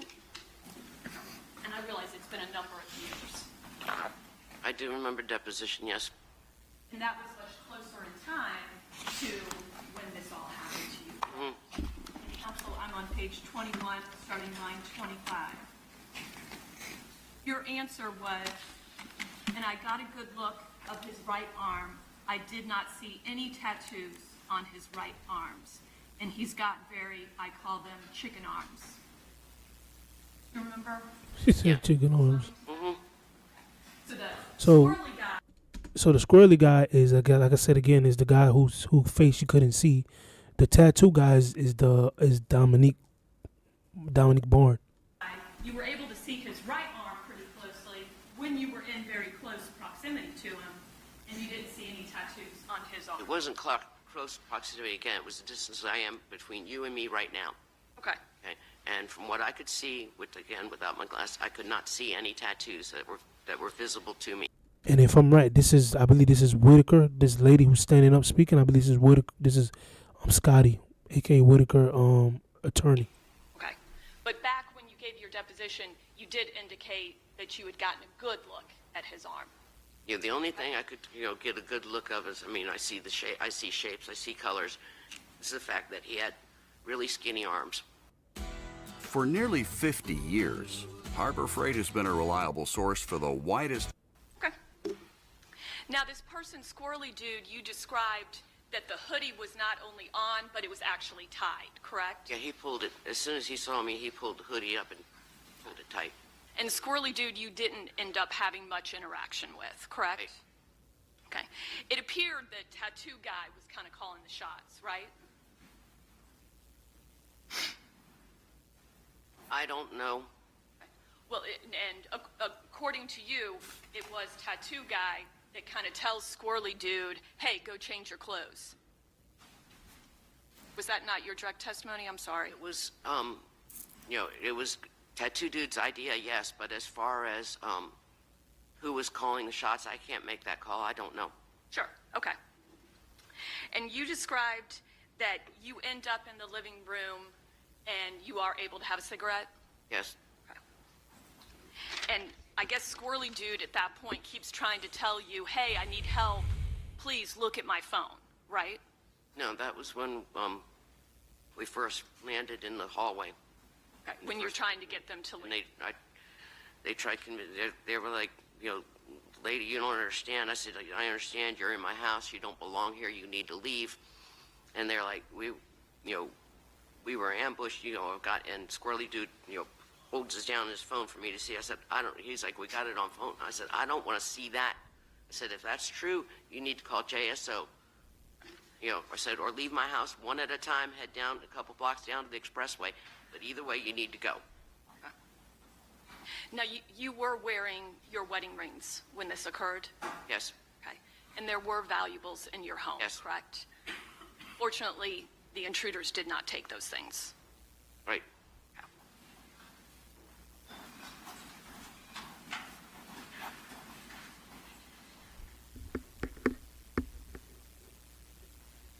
And ultimately, Tattoo Guy takes your phone, ma'am? Yes, ma'am. Okay. There was a car at your home as well. There was a what? There was a car, your car, at your home? Yes. Okay. And they did not obviously steal that? Okay. I don't have anything further, ma'am. Thank you very much for your time. Mm-hmm. All right, cross for Mr. Robinson. Certain, 100% certain that there were only 2 people in your home. Yes, ma'am. You didn't see a third person? Not inside my house, no, ma'am. Okay, and the 2 people you saw, you didn't see anybody that was over 6 feet tall? What? You didn't see the 2 people that were in your home, they weren't over 6 feet tall? I still can't understand what you're saying. Okay, I'm going to slow down because I speak with a little bit of an accent. So, the 2 people that you were in your home, you described one as being, you said you're 5'5", correct? Mm-hmm. And that they were about close in range to your height? Yes. Okay, no one, in your opinion, was over 6 feet tall? No. Okay. And... Okay, like I said, I don't believe Ksoo was part of, like, yeah, I believe he was part of it, but I don't believe he was, like, in that car. Because allegedly they found DNAs of 3 people in that car. and I believe the third. I believe the first person was Dominique. The second person was Whitaker, and I believe the third person was Ksoo brother. Now, do I believe Ksoo was part of this murder that happened to Little Buck? Yes, I believe he was part of it, but I don't believe he was in the car or anything like that. I believe he set it up. He said you'll go kill him, but I don't believe like he like he was there. Just my opinion. You had mentioned that squirrely dude was you saw him on his phone. Yes. And he was actively using his phone. Yes. Okay. Did you heard conversation, but you couldn't hear what he was saying? Right. Okay. Did you see him with more than one phone? I just saw one phone, him on the phone, one phone. Okay. And then neither of these individuals had gloves on? No. Okay. And tattoo guy, he basically held you down. Yes. He put his hands around your neck. Yeah, when we fell into the hallway. Okay, and he remained on top of you? Until I kneed him off. Okay, but he at some point put his hands around your neck? Yes. In an attempt to hold you down? Yes. So much so that he left a mark on your neck? Yes. He was violent with you? They both were. Okay. Now, as it relates to the police showing up to your house, when they get there, well, first we heard your 911 call, right? Mm-hmm. And even 911 asked you for a description, right? Right. Because it was important so they could identify who the person was, right? Mm-hmm. You were even able to give them a very detailed description of the clothes they were wearing when they were leaving. Yes? Yes. Okay. And that wasn't it. Police then came to your house, right? Yes. And they sat down with you and gave you an opportunity to explain and describe the individuals that were in your home. Yes. One of which had, as you stated, a very distinct tattoo on his arm that you remember as you sit here 5 years later. Yes. Now, I think you had said within the evening, that same day, so within 24 hours, they were able to come back to your home with a bunch of photographs, right? Yes. Now, when they were showing you these photographs, it's true that they give you some instructions before presenting you with the photographs, right? Yes. And they say things to you like, the person may or may not be in this set of photographs, right? Yes. And it's not just one photograph, it's multiple photographs. Yes, ma'am. Right. And it's not a photograph of a 1993 tattoo, right? Right. So, and they show you them individually, right? Yes. And this is to make sure that you're picking the right person. Yes. And you were able to ID, without a doubt, Tattoo Man. Yes. Did you come to learn that his name was Dominique Barner? I don't know any of the names. Okay, no problem. All right, thank you so much, ma'am. No further questions, Judge. So let's recap. 2 men on trial, 1 man dead, a woman held hostage, and the alleged real shooter, Dominique, allegedly, possibly getting a pass from the state in exchange for his testimony. It's a trial full of twists, heartbreak, and serious questions about how justice is being handled. Fam, it's time for you guys to let me know what you think. Is Dominique being protected? Is this fair? Or you feel like... Man, I don't believe Dominique's being protected. I believe Dominique is working with them, and I believe that they're trying to put Ksoo and his whole family under the jail cell. I believe it's a Ksoo Jacksonville police type of thing that's going on. That's what I believe. Let me see if I can find them. See if I can find Ksoo interrogation. I got y'all know, man. I got an accent. Let me see. This guy here got like 13 videos. Let me see. 13. Go back. What was it? This guy is spending his whole life in prison, 10 years in prison. Let me see. You do have a warrant for your arrest. We have a warrant for your arrest for murder today. What? Yes. For? A Jacksonville rapper known as Ksoo is among 5 people indicted on first-degree murder charges. Mary, we'll start with rapper Ksoo, whose real name is Hakeem Robinson. A grand jury upgraded his charges from second-degree to first-degree murder in 2 different cases. He's charged in the shooting deaths of 16-year-old Adrian Gaynor in 2019 and 23-year-old rapper Charles McCormick Jr. in 2020. Now, Robinson is known for his controversial rap videos with details about the murders, but his attorneys have said the lyrics do not prove he is guilty. Still, Oh shoot, his attorney said the lyrics are not. No, that's not. Like, come on, bro. So then, how can you? So how did they? Didn't they use TK lyrics and put him in prison for 80 years? So come on, man. I disagree with that. Investigators say he's linked to the violent drug gang ATK. Good evening, ladies and gentlemen, and welcome to Crime Circus. My name's Drip Drop, and I'll be your host as always. I'm going to give you another short and sweet introduction because I know you want to jump right into this interrogation of Ksoo. Ksoo is a worldwide famous rapper from Jacksonville, Florida. He went viral on TikTok and YouTube. In one of his hit songs, he says he was post-abandoned. Well, he's still alive, and he finds himself inside of the local county jail facing 2 first-degree murder charges. Him and quite a few of his friends got caught up on these murder charges. And we're going to get to hear what he has to say for himself about it. And if you like this series and you're more interested, I've got other videos I'll release as well. Some of Ksoo's alleged gang members and affiliates. Remember, it's always an allegation here. I'm not a fact finder, I just play the videos. Like the Orlando assassins, they're only alleged. They're not necessarily assassins. Anyways, we're gonna get to hear what Ksoo has to say for himself here. Keep in mind, this is an attempted interrogation, because Ksoo is no 6'9". And we're gonna see how he spends his time inside of this tiny little interrogation room. Hope you watch this whole video. Make sure you leave a comment. You gotta creep me out. Smash the like button. And try to set the algorithm on fire for Crime Circus. And I'll keep presenting. Another thing too, if you're here, man, like, subscribe, share, man. You know, I be getting like 1 like, 2 likes there and there. You know, I be coming from work doing this type of stuff. So if you're watching or something, man, leave a comment. You know, like it. You know, share it. Whatever you do. But yeah, I really appreciate it, man. God love, God bless. These fire videos. Thank you. Now let's see what Ksoo has to say for himself.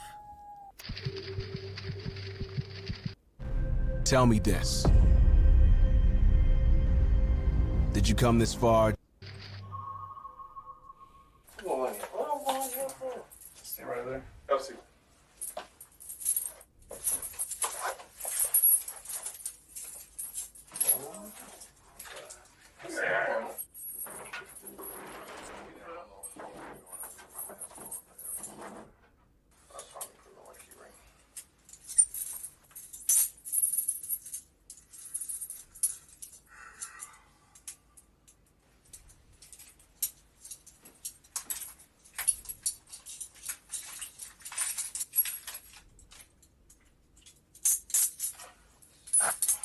You gotta turn down with it. Hold on the side.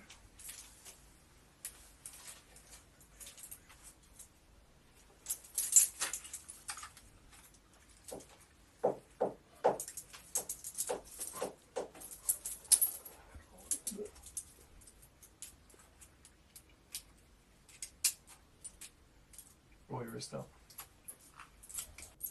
Alright, we're gonna just say now. See? Crazy, man.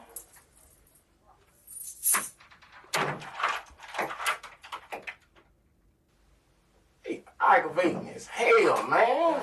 Shit, you're aggravating. Oh, but let me go. I don't even care about y'all wife. But let me go. That shit aggravating, bro.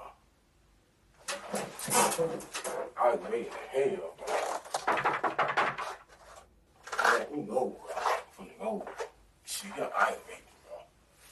I ain't gonna love that. They so aggravating, bro. Nigga don't do nothing. They still fuck with a nigga, bro.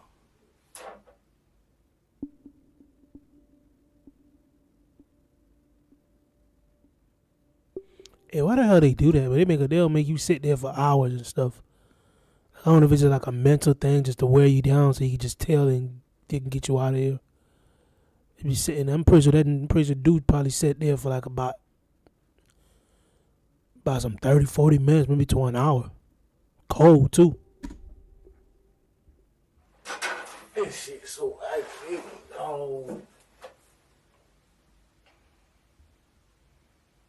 This shit aggravating, dog. Damn, this shit aggravating, dog.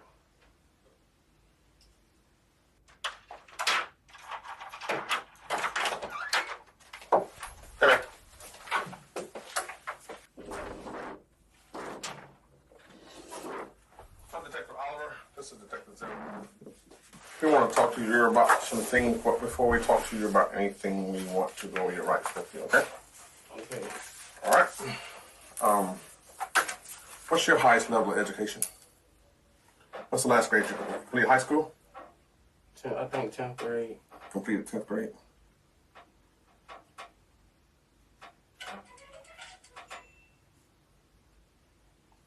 So you can read and write, correct? Yes, sir.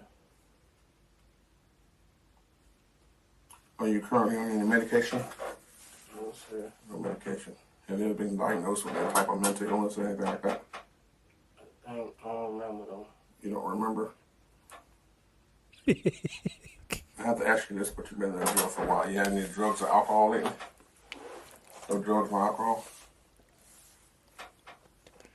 And you're fully capable of having a conversation with me today. You don't hear any birds flying around the room or anything, right? Okay. We're at 501 East Bay Street. Oh my gosh, I know exactly where that at. Oh my God, East Bay Street. That's downtown. I would know that because I think that's yeah. This downtown. This around cause I had to go over there for a job interview. Today's date is the 10th. Yep. It's 2:47. Okay. 10th, 2021. And it is 2:47 p.m. Can you do me a favor and read that first line out loud for me? You have to follow under the United States Constitution. Okay. I'm going to read the rest of it. We're going to go over it together, okay? It says you do not have to make a statement or say anything. You understand that? Anything you say can be used against you in court. You understand that? You have the right to talk to a lawyer for advice before you make a statement or before any questions are asked of you, and to have the lawyer with you during any questions. If you cannot afford to hire a lawyer, one will be appointed for you before any questions, if you wish. If you do answer questions, you have the right to stop answering questions at any time and consult a lawyer. You understand your rights? I'd like you to sign right here saying we're going over your rights with you and you understand your rights.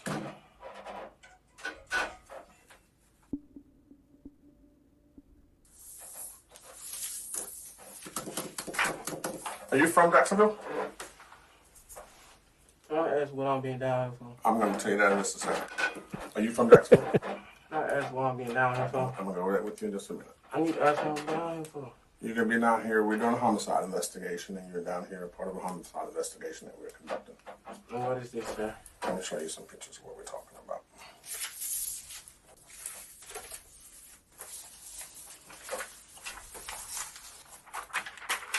You know what that is?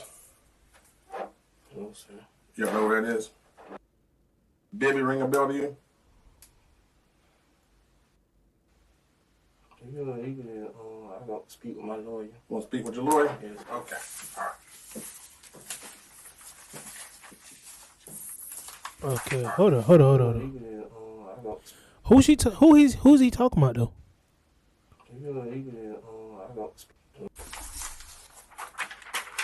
You know what that is? No, sir. You know what that is? Bibby, ring a bell to you? Bobby ring a bell to you? Who's Bobby? Oh. Oh, okay. I understand what he's trying to say. He said Bobby, but not Bobby. He's talking about Bibby. Bibby doesn't ring a bell to you. Okay, now I understand what's going on.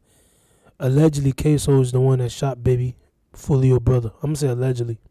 Fulio, little, he wasn't his blood brother, but supposed to be his brother. So this is what he meant. So the picture that he just showed was a picture of Bibby. Oh, let me see if I can find him. Maybe I can find him here. Bibby, Jacksonville. Go to image. This kid right here. So the picture he just showed him was of this little boy.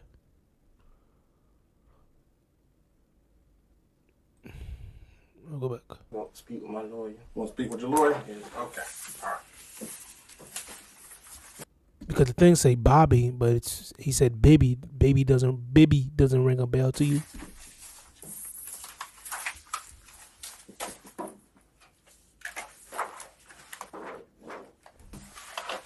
It's going to be a bit. We're going to be out there doing some paperwork. You do have a warrant for your arrest. We have a warrant for your arrest for murder today. What? Yes. For what? You want your lawyer, so I can't tell you no more, but you'll be in trouble. What the hell?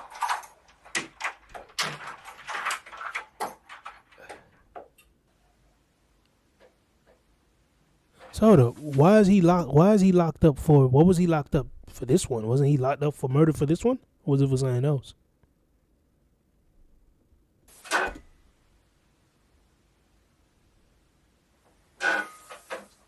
Damn, boy.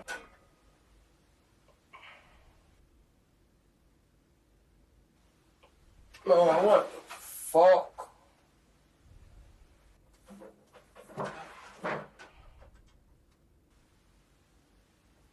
Aggravated, bro. Aggravated, dog. There's no way in the world. It's no way. No way in the world. It's no way in the world. Fuck no. There's no way in the world, dog. There's no way in the world, dog. There's no way in the world, but I can't. They gonna do what they want to do. There's no way in the world, dog. There's no way in the world. I deal with it, bro. Go through this shit too much, dog.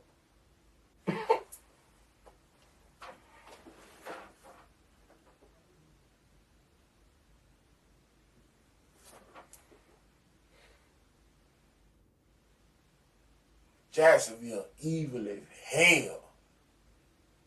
See, play with his meat and just said Jackson. What the freak was he? That's the reason That's the reason I don't want to be clapping hands with niggas, bro. I'm sorry. That's the reason I don't want to be clapping hands, bro. Cause I be like, yeah, I just want to pound, just pound the fist, bro. Cause that hell nah, boy. Freak no. Evil as hell. Goddamn Jacksonville, dog. Aggravating. So if it was so evil, then why the hell you stay? You should have left. Like, you know, like, I be thinking about it. I be like, yo, what's the point of y'all staying down here, bro? Like, if it's so messed up, go somewhere else, bro. Jacksonville ain't no. I feel like these people, y'all don't travel, bro. Jacksonville ain't the only place here, bro. There's different places. You got, bro. Go to a whole white place. Go to, I don't know, Minnesota. Go to man, go to a small little town. Like, bro, you don't gotta be here, bro. That's the thing. Like, you don't gotta be here. Move to a small little town. Move to a place where you move there for about 5 to 10 years. You know, where your name is just quiet, bro. Like, be normal. Like, you don't gotta be here, bro. If I was any of these guys, I would, and I had people looking for me, and I wanted peace. I would not, and I would not live in the place that I know that I might get killed at. I move out and go to a place where I know I got no ops, I got nobody looking for me, I got no enemies, and sit there, do what I need to do until everything cool down. But that's just me though. Jacksonville, dog. They done made up some more bullshit. Hate Jacksonville, dog. Jacksonville, dog. Jacksonville, aggravating. Fuck. Jacksonville, dog.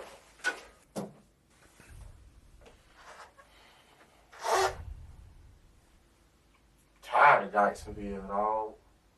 Ah, sweet. Hey, let me let you get in it, on bro. a secret real quick. This stuff right here is something that you want to add.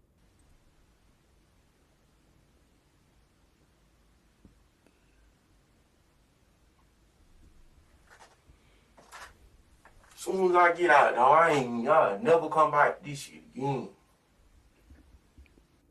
Bro, why didn't you just do that from the beginning, bro? That's my whole idea. Like, what was the point of you being? Why you didn't just do that from the beginning? Why don't you just leave Jacksonville? Like,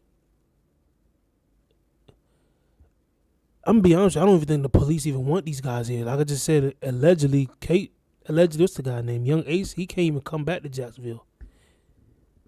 Allegedly. That's what I heard. I don't know, but allegedly he can't come back to Jacksonville. The police ain't, he cannot come back.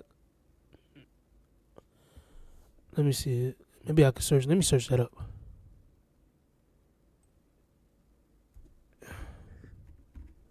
His name was Young and Ace.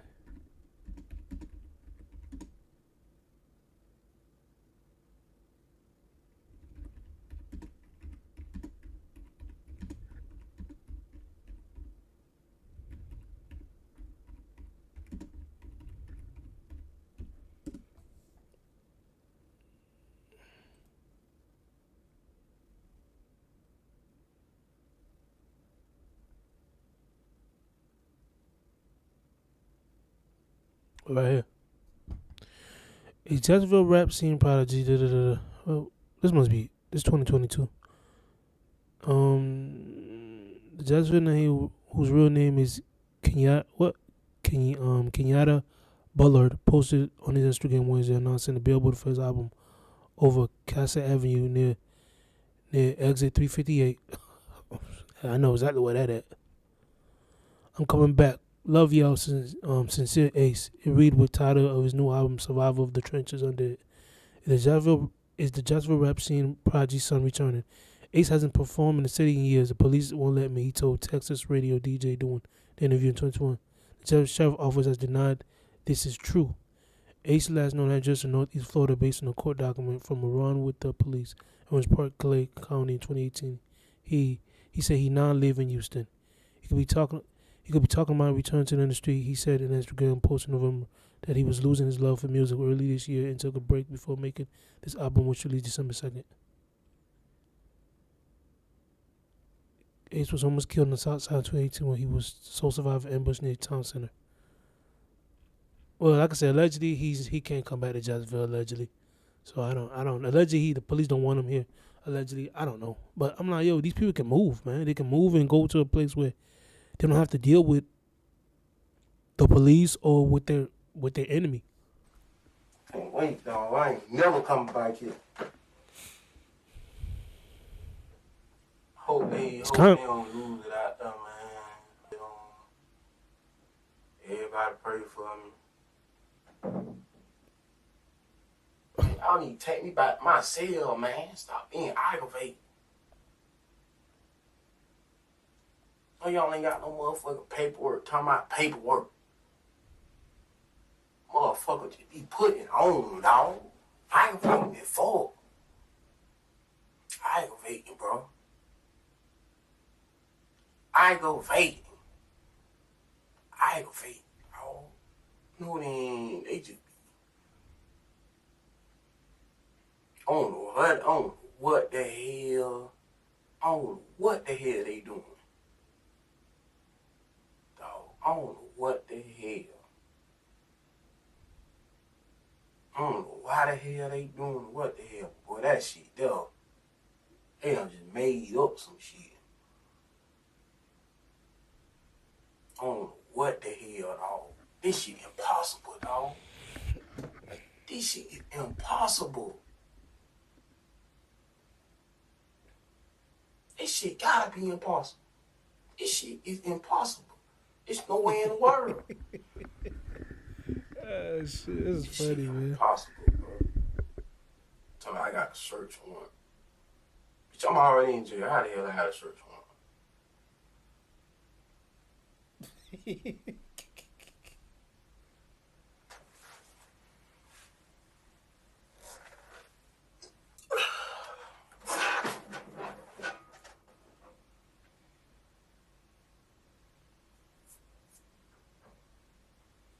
Boy, they done just made up anything, dog. That shit aggravating. not come back to this city, dog. I will not. As soon as I leave, dog.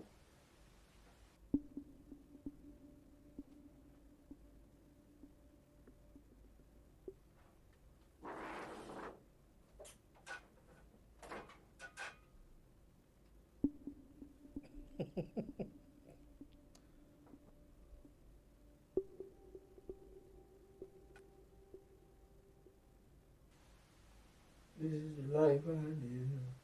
Oh, my, keeping it real. Back in Hey, you want something to drink? You good? Alright, knock on the door if you need something, if you need to use the restroom, if you want something to drink, okay? Can I, when I'm still, I can't go back to my, back to jail? I'll get with the detective in a second, okay, for you. And have him to come back in here and talk to you. Thank you. No problem. You're welcome.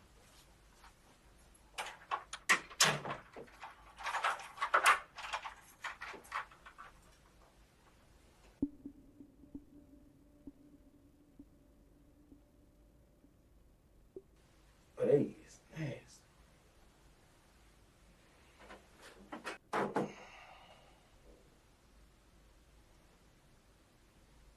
Some paperwork. How the hell they come over here? Take me back to my cell. Damn.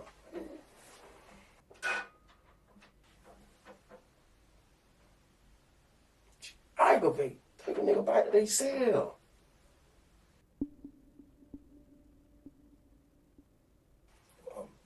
Legendary.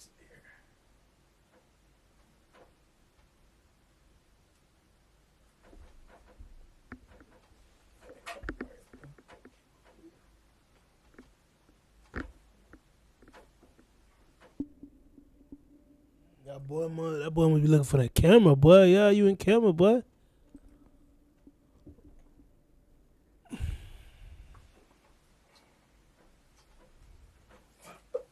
Bust down, you know, smile. Get back my jury, man. It's going. Police took my chain, don't want to see me shining.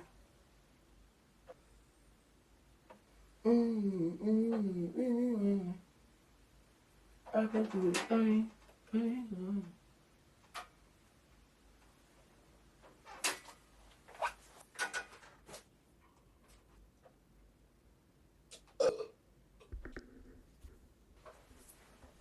You know what the hell they gonna do when they gotta draw these goddamn charges. Do you have $100? Hey, Because that I'm looking boy, for boy. 2,000 believers who are willing to trade 100.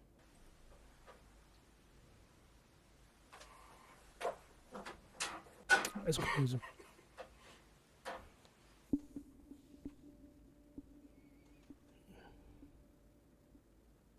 They like fuck.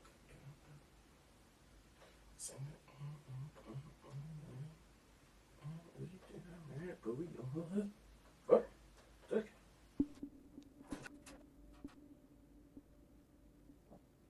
They just gonna throw shit on the nigga.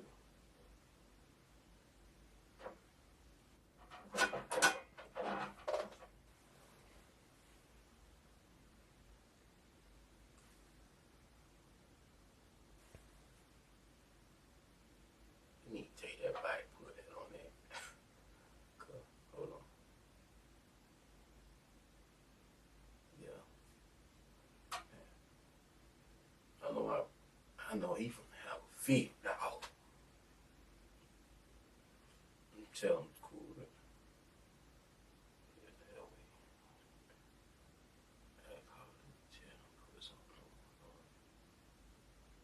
So what is they doing? I got one. Ain't gonna take that long. Come on. Fuck. She don't make sense.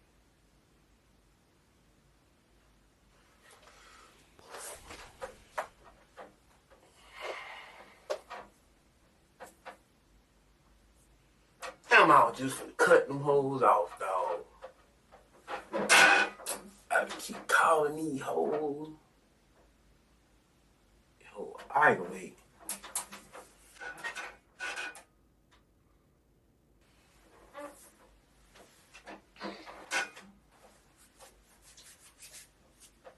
This shit here, man. No, yeah. I don't want to sit there and watch somebody. Y'all need to let me go to my cell, dog. Y'all just sitting there and watch me. Take me to my cell, please. Dang. This is funny, man. This is crazy. Take me to my cell, dog. Y'all gotta stop doing it, dog. Y'all do people dirty. Y'all be violate, right?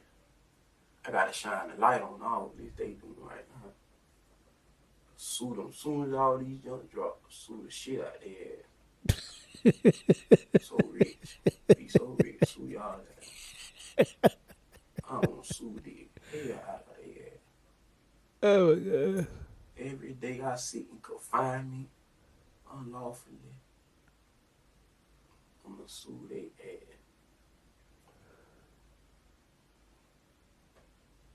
I'm gonna sue.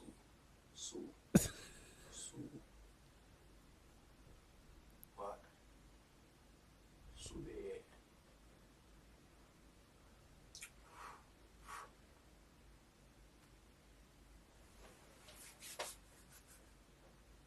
COVID-19.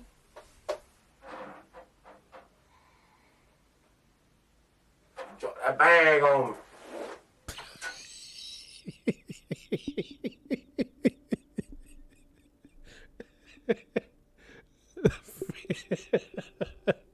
Oh my gosh. Oh my gosh, man. But when you in them jail, boy, you might be talking to yourself a lot. You know, I talk to myself sometimes too, but boy, this must be like a normal thing when you in jail. This ain't nothing. This is crazy. It's just something I guess people just do, huh?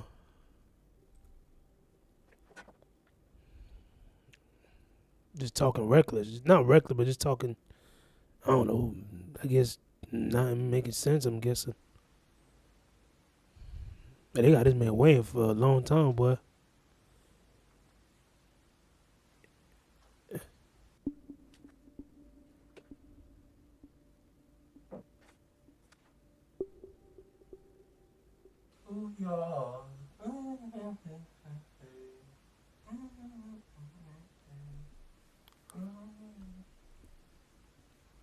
Don't know your name, but excuse me, miss. See you across the room.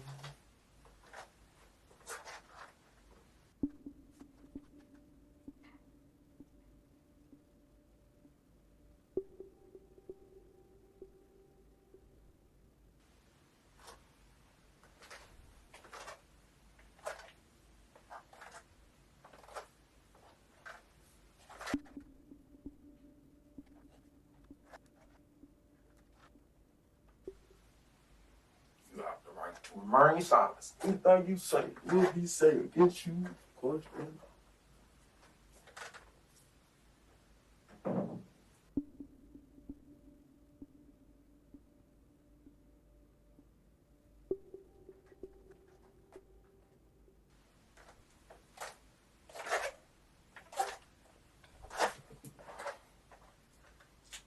Come on, man. Nobody they sell, man. Time to go back. Come on and take the bite. I had to skip this a little bit. Cause they just been just walking around. They just got this man just sitting there.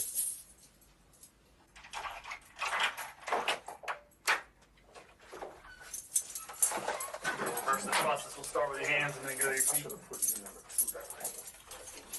Start with your hands. You think it's too late for me to put him as number 2? It's already approved, yeah. I'll just walk over there. I need all this all right here. I think that you're going out the building. No. I think they want me to drive out the building. I'm waiting on the follow the steps. Okay. And just park your car down in the VIP building or something for me. I used to have to do this I used to work at this place where I used to do this to these kids. I had to put on the handcuff on them and put them in their foot, put the handcuff in their foot. You know, scary time. Thank you again.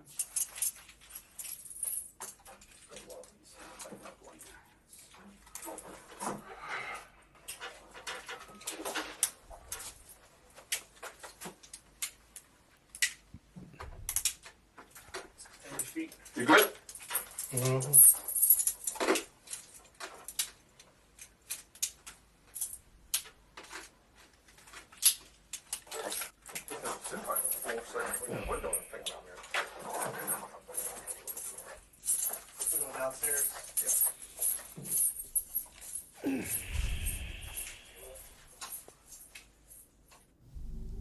you for watching this Crime Circus presentation. I really do appreciate it.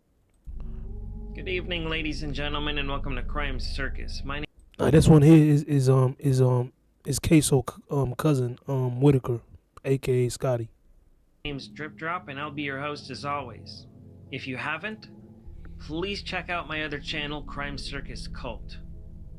I need more subscribers, and I'm going to be releasing a lot of good interrogations and true crime videos over on that channel. I'm going to post the link. You're going to have to leave me a comment and let me know. Alright, let's jump right into this and see what this person has to say for themselves, and I'll see you at the end of the video. There you go. Alright. Now take the form out, take your handcuffs real quick. And not too uncomfortable for you, right? And of course, the gloves down.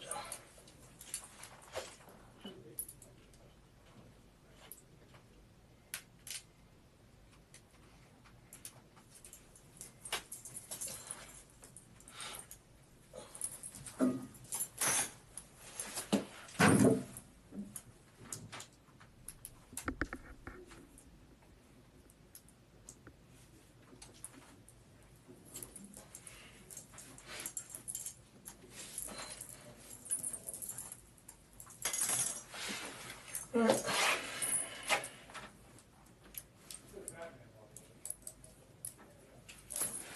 Alright, we'll grab like 2 things, we can go do our thing, alright?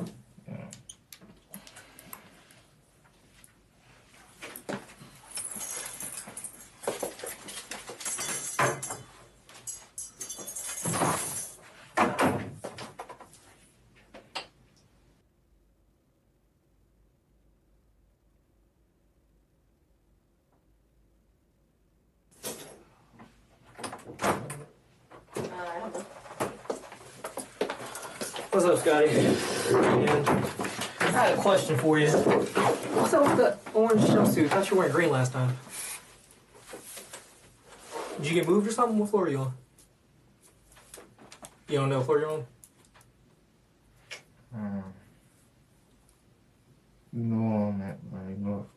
I don't know what floor you are on. All I do is call and say, hey, I need this person pulled down. They just tell me, they don't tell me where you are. Alright, no worries, you can tell me. Like I introduced myself earlier, I'm Detective Smith. As you can see, he's more like, kind of like, hey, I ain't, he ain't gonna get these boy nothing. There's another one I ain't gonna watch right now. There's another one he just don't say nothing at all. Jacksonville Sheriff's Office, we met before. You're at 501 Space Street, also known as Police Memorial Building. I got some things I want to talk to you about, but before I can do that, because where you are, I have to advise you of your rights, alright? So I'm just going to go over each one and just ask you if you understand it, and I just need you to say yes, because you're wearing a mask, it's harder for the cameras to pick up if you're shaking your head yes or no, okay? Mm-hmm. Alright, you don't have to make a statement or say anything, do you understand? Yeah. Can you do me a favor and just say yes or no, because it's hard for me to hear with that mask on. I apologize. And you don't have to take it off unless you want to. Searching for a reliable used sedan? Shop the area's best selection of affordable vehicles at Sorry. All right, I'm going to start over. You have the following rights under the United States Constitution. You don't have to make a statement or say anything. Do you understand? Yes. Anything you say can be used against you in court. Do you understand? Yes.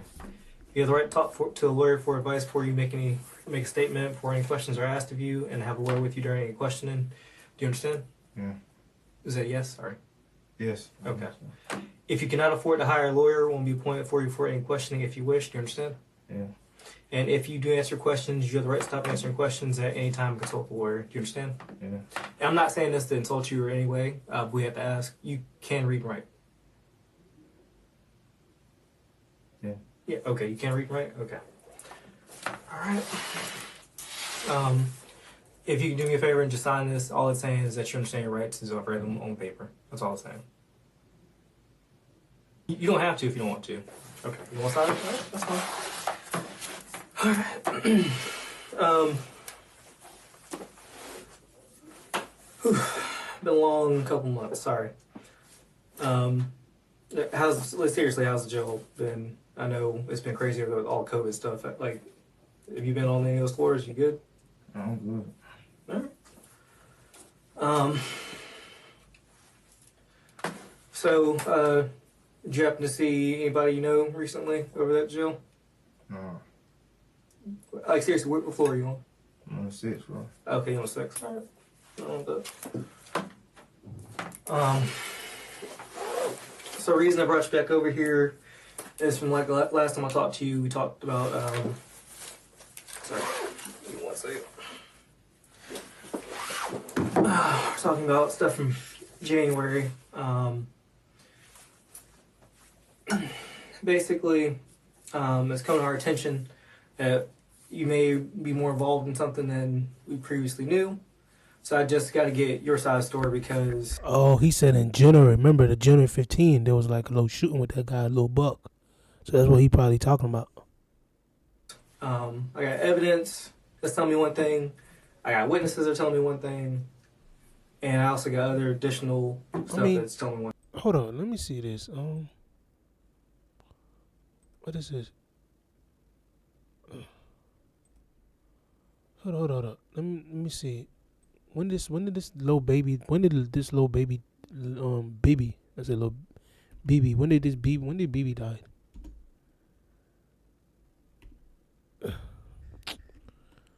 Come on, man. I be hearing that way. Oh my gosh.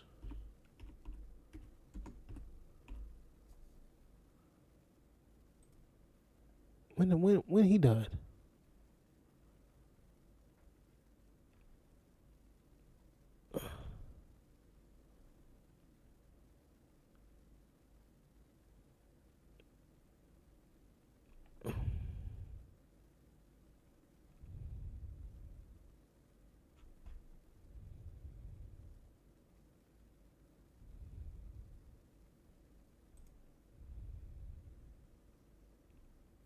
That's the little Buck situation. We ain't talking about little Buck. I'm trying to see the other one where.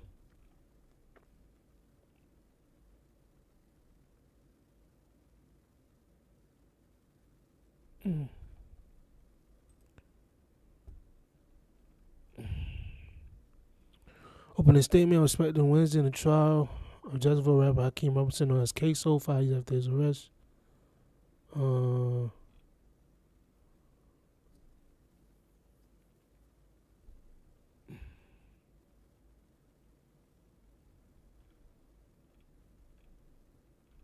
Come on, man. I'm trying to find. Oh, this probably gonna take a minute. BB murdered Jacksonville. He was murdered in 2017? No, he wasn't.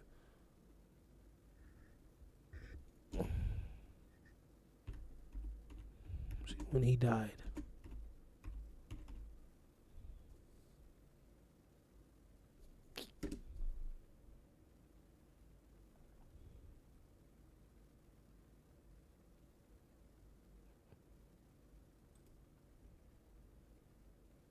Oh, okay.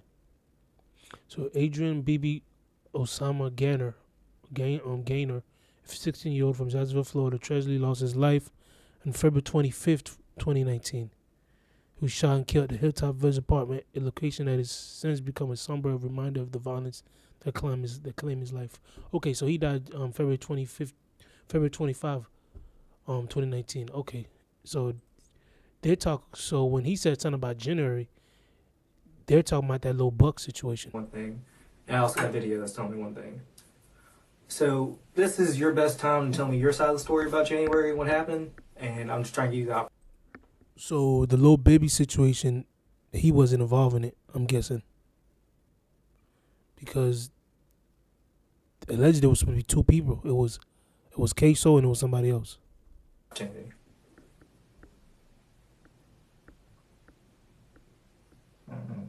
You don't know? My boy ain't finna say squat. Well, he's not my boy. You ever been in a gray Nissan before? No. You never been in a gray Nissan? Like a small, like silver looking sedan? Do you remember that phone number you had back in January?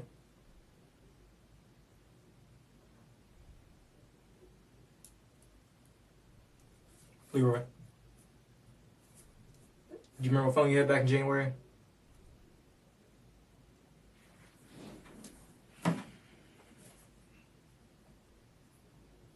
All right, Leroy. I'll put it to you this way. You keep going down this road when I'm just trying to give you your time to explain your side. You're gonna end up doing some time for somebody else when it was kind of clear that you might be the least involved in all of this, but still you were there. So, like I said, this is your time to tell me your side of things. So, I need my lawyer. All right, you want a lawyer? That's fine. Before I walk out of the room, I do have to tell you, you're being arrested for murder. We talked to Blue and Ksoo yesterday, and they're next door, so. Give me a couple minutes, I gotta do the paperwork. All right.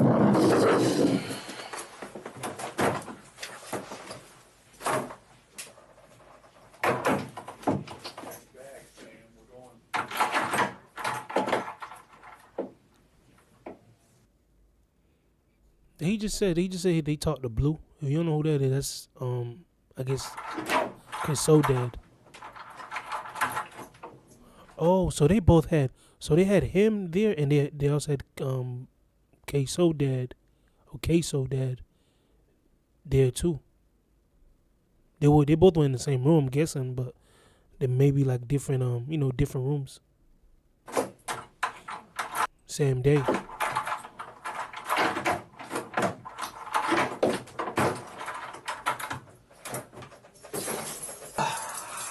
I'll bang these doors. Alright, let's do the arms. I'm not going to tighten them up because you got a short wall. Alright. Yeah, bro ain't say nothing, man. They go to daddy right here. See what the daddy talking about. Christina Ladd posted at McDonald's, thinking about how I never had a snack wrap, and I... When you coming home, he coming home soon. Soon, man. I ain't gonna tell y'all. I'm just gonna pop out on y'all there. No free Ksoo too. Good evening, ladies and gentlemen, and welcome to Crime. Good introduction, right? Rap music, videation, killings for the fam. Circus family, shout out.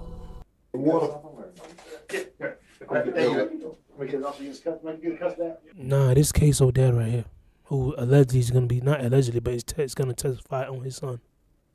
Hey, you're there. I can get that water. Give 1 second. I'm gonna just face water up here. You all right? You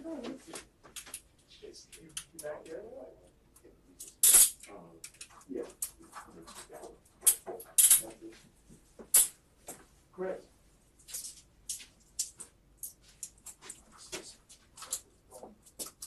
You're good, man. Have a seat. Let's see right over there.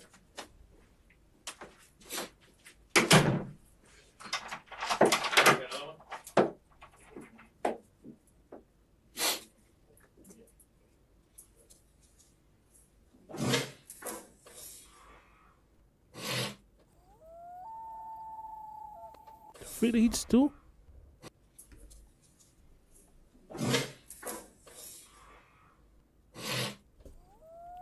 That boy just sniffed something.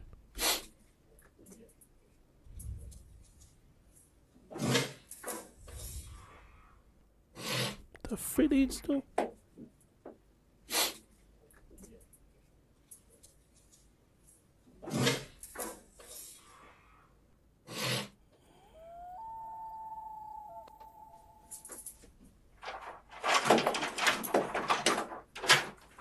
I'm texting the Jackson Sheriff's Office.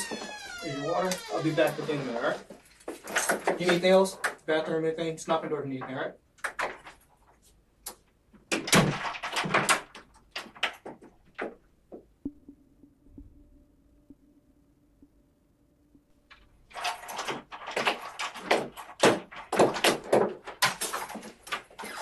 I'm Detective Smith. I walked in here a little bit earlier. That's my partner, Detective Dishman. Obviously, we got you down here for a reason. We're going to try to talk to you. So I'm going to read your rights. Time now is 5:32 or 17:32 hours. I'm just going to read each one of your rights and just ask you if you understand it. And you don't have to say anything, but if you just acknowledge that you understand by saying yes or no, I'd appreciate it. You have the following rights under the United States Constitution. You don't have to make a statement or say anything. Do you understand? Oh, yeah, you have to verbalize it because the camera can't pick that up. Sorry. Yeah, funny, man. I need to see that. Get my vitals checked. I'm sorry, you need your vitals checked? Yeah, my vitals. Okay. What are you, they're gonna ask me what's wrong. What are you feeling lightheaded or something? Yeah, like, like dizzy, like, I ain't never, like, I just was just, like, nodded off. I didn't even want to nod it off. I don't know if that's coming in here or whatnot, but I got a lot of issues, like, a lot of health issues. Okay, give me 1 second. So, get my, like, pressure check. Yeah, give me 1 second. Appreciate it. Any specific condition that you have that we need to know about? I got, like, I'm serious. I got, like, No, you're fine. I have to tell the rest of the people. Like, I got, like, high blood pressure. I got diabetes. I got congestive heart failure. Okay. I got, like, a lot of shit on high cholesterol. I got a lot of stuff. Okay. All right. Give me a second.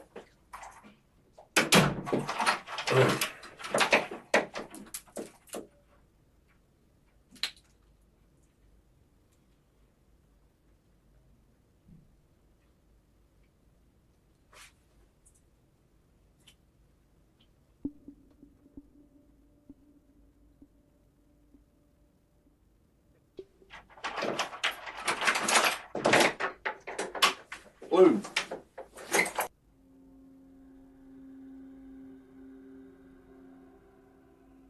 Anything else? No, good. Daniel, Come right back in. Talk to me in a minute.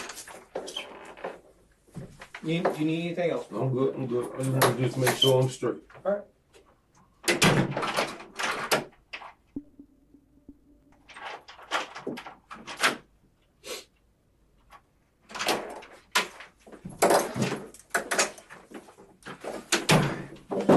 Glad you're in good health.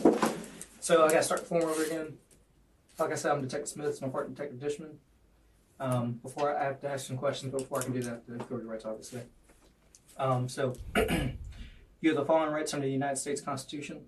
Okay. Once again, I'm gonna ask you every time. I'm just gonna ask if you understand. Okay. Yes.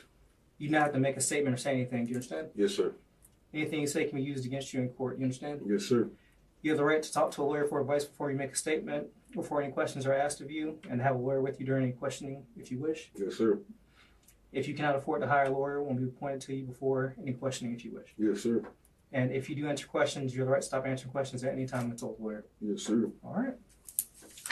I'm just going to ask if you for it. I'm just going to I gotta sign that. You don't have to. It's just your way of acknowledging that I read these to you. You understand? You don't have to. All right. That's fine. Or you want to talk to me? What I'm charged for? Sorry. You'll be charged with accessory to murder. Accessory to murder? Yes, sir. I need my lawyer. You want your lawyer? Yes, sir. All right. All right, just some paperwork and then take care of it, right? How long that's gonna be? Give me like 30 minutes. All right.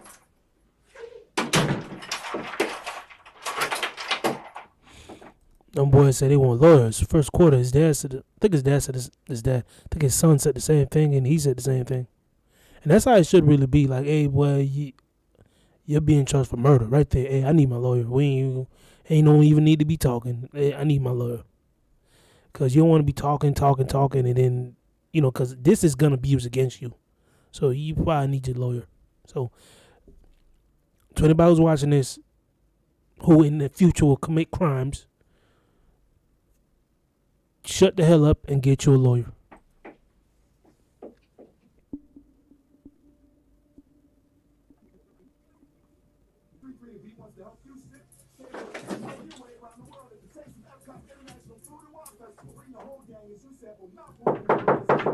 This nigga sagging like a motherfucker. The freak.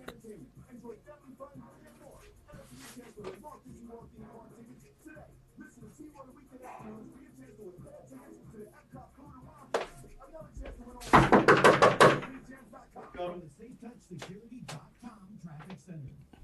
With their new Yeah, hit that. Turn that off. I'm gonna make my prayer. Okay. Turn the music off. Yes, sir.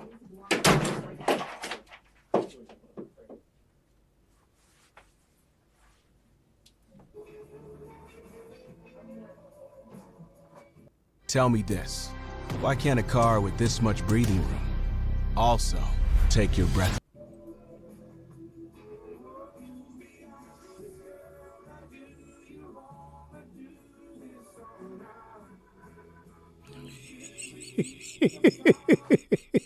Them niggas. That means I'm for the pray. Y'all need to turn that down. and they still keeping that junk loud.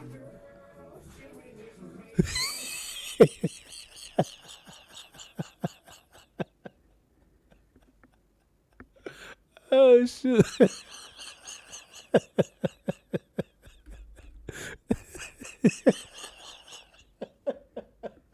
Oh my gosh.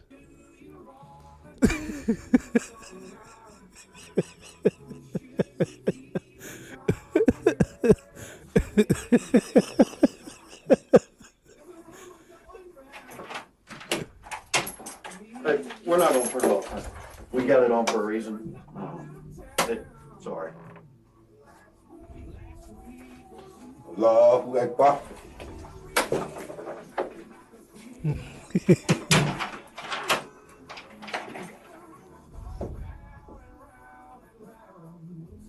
I'm surprised they even got music. I ain't never knew that Jacksonville played music in their in their little interrogation room.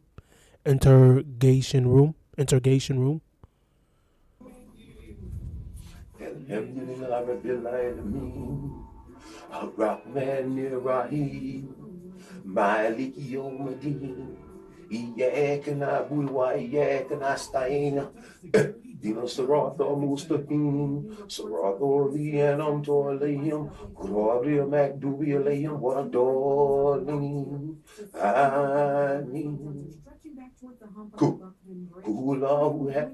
Allahu Samad. Lam yalid. Because he's praying.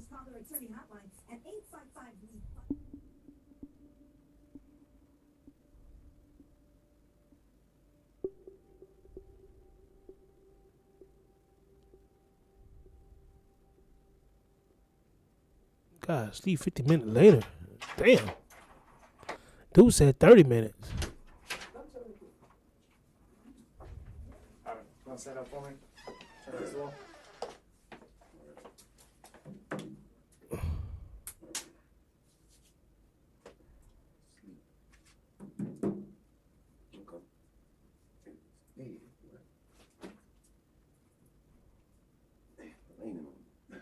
Change the electric ring.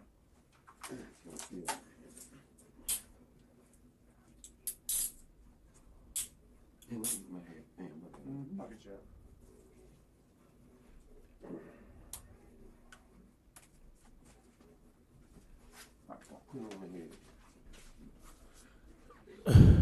Well, it's gonna be the end of this video here, y'all. It's already over with. Well, there you It's already over with. Y'all can go subscribe to him, Crime Circus. Y'all subscribe to him. I'm gonna go ahead and like that. But yeah, this is the end of this video right here, man. It's about 2:44. I gotta go to sleep. But man, if you see this and are watching it, subscribe, like, because I be coming from work just trying to do this, and I do it out of love, but I also do it, hopefully y'all watching this and subscribing. But thank you. I also want to thank all my 500 some subscribers. Thank you for that. And also I got a Twitch. Let me see. I also got a Twitch, so y'all can subscribe at Twitch. HMittel95. HMittel95. Follow me there on Twitch, man. But as you can see, I got 24 followers. I'm probably only watching myself right now, but usually I usually have followers, viewers. I mean, but hey, like I said, man, y'all go follow me, man. Y'all go subscribe, share, like. Also follow me on Twitch, like I said again. But yeah, y'all, I'm about to get out of here, man. Also put in the comment what you guys feel about this Ksoo thing. Y'all feel like he's gonna spend his life in prison, or he might be able to get out. Y'all put that in the comments. Subscribe, share, like. God bless. See y'all later.